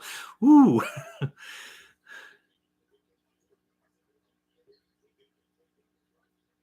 Well, it depends on when in 72. I was born in late November of 72, so I was still 11 when it came out. The Darth Vader scene, the hallway scene in Rogue One was astonishing. I liked other bits of Rogue One, I have to say. There are bits of it I didn't care for, but I did like bits of overall I liked Rogue One. It might also be that it was the first movie that my wife and I went to in the theater since Up in the Air, as we had kids in between there. I think it was Up in the Air. Yeah, Up in the Air was the last one, and then Rogue One.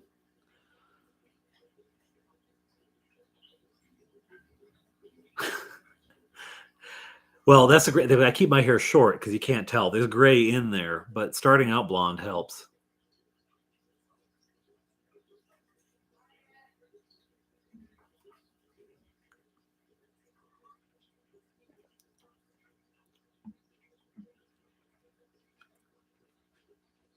Oh, really? Well, I was not planning on watching it. I don't. Don't be Rings of Power. Don't be Rings of Power. Lynch is doing this. I have to say, I also did enjoy the new Dune. I did enjoy the new Dune. Timothée Chalamet is a little emo for me. I think, I don't know. But on the other hand, I mean, God bless him, but what's his name was clearly not a boy, right? When they in Lynch's Dune. But I like both of those movies. I will kill him. Conan the Barbarian in Dune is just Dark Sun. John Carpenter of Mars. Yeah, I know what you mean, General Nut, about another Game of Thrones. Like, I just don't want to, because I got so excited about it. Ooh, this is so much fun. It's so gritty and real and boobs and, and then, oh, it was so bad at the end.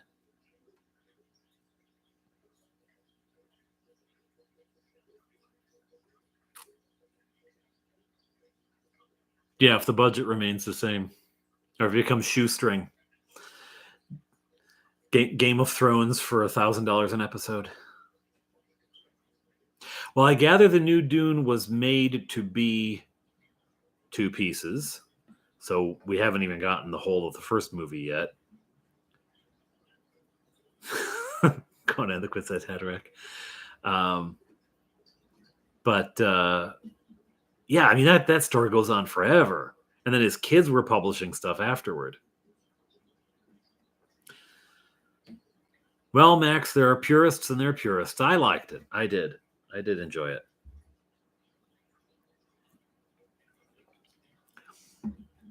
I do. Vox Machina, is that the kind of cartoon of Critical Role? That should answer the question. I have not watched it. No. Maybe someone else has. I haven't. Was Saint Begbie involved with the Chessmen of Mars? No, I think he's probably more of the. He's more of the chessmen of the Kingsmen or something. I could see him mixing with the Kingsmen. Well, Tonka, the movie ending wasn't the movie ending. It was halfway through, right? We're at intermission. Go to the lobby, get some, have a pee, get a drink, come back for the next. Yeah, it's half the book. It's sort of a cliffhanger. It's sort of like, I mean, cliffhanger would have been if they'd interrupted it, when their fate was still unknown with the tribe, when they weren't accepted yet or something, when he was having that fight, it was in a sort of, we're just walking through the desert and it's over, and you're like, oh, okay. But yeah, it is half the book.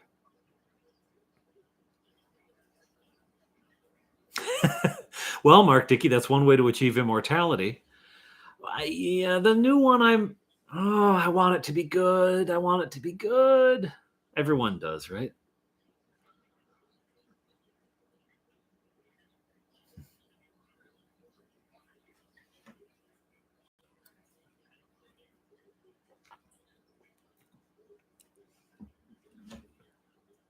The book Dune is fantastic, and I got to tell you, my eldest Fleetwood read that in one day. He asked, I read it, and it took me weeks. I don't know. I have a job. He doesn't, right? But I read it over a week or something, week or two, and then he saw me putting it back on the shelf. He said, "What is that book you've been reading? It for what is it? It's called Dune. What was it about?" It's a sci-fi thing.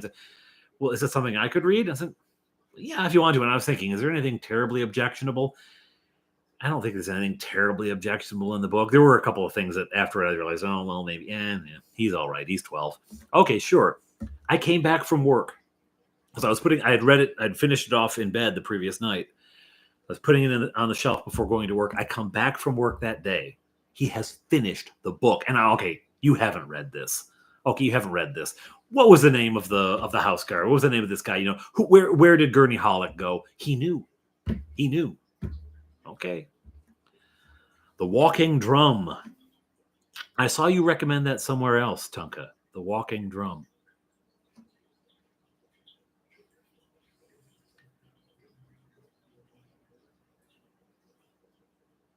Maybe good, but not a good D&D movie. Well, you know. Jeremy Irons, blue lipped Jeremy Irons, though. Yeah, it's a good Lovecraft. Well, a Lovecraft movie be hard to make, though, right? Really hard to capture that.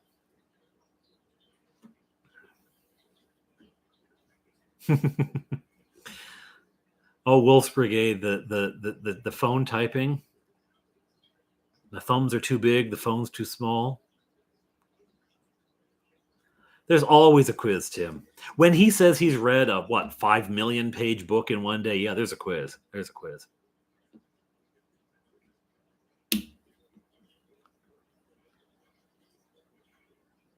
Yes, it was on your stream last night that I thought. Thank you. The Walking Drum. Yes, I thought about the 3 Hearts and 3 Lions, which Bill, actually, Dungeon Delver, recommended to me, and I enjoyed it. Fabulous. Billy Bob, have a good night. Godspeed to you as well.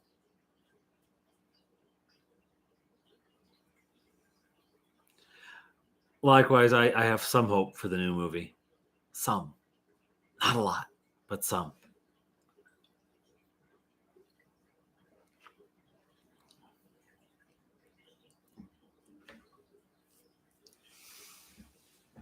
See the movie with low expectations.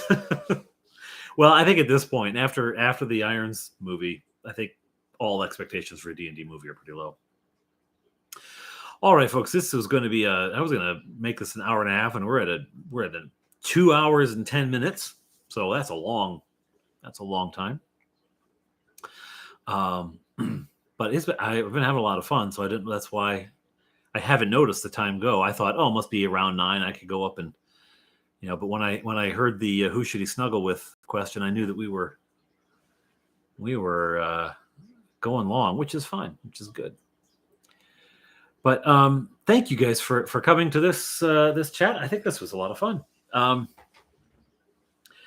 And God bless you, Tim. I'm glad we did. I'm glad you could catch part of it.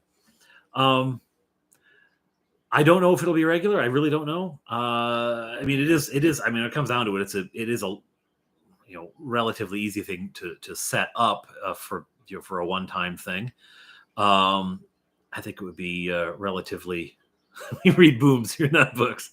I think it'd be something that we could do in the future. We'll see. And the question about will I do an online game? I'd like to. I really would. After party on Dungeon Delver's Discord. So yeah, thank you for coming. And more news as it happens. But right now, it's just fun doing this and celebrating. This is the day 1 year since my first video. So, woo! I forgot to mention that at all anywhere in this stream until now. So, happy birthday to us. Have a good night, everyone. Thank you for coming.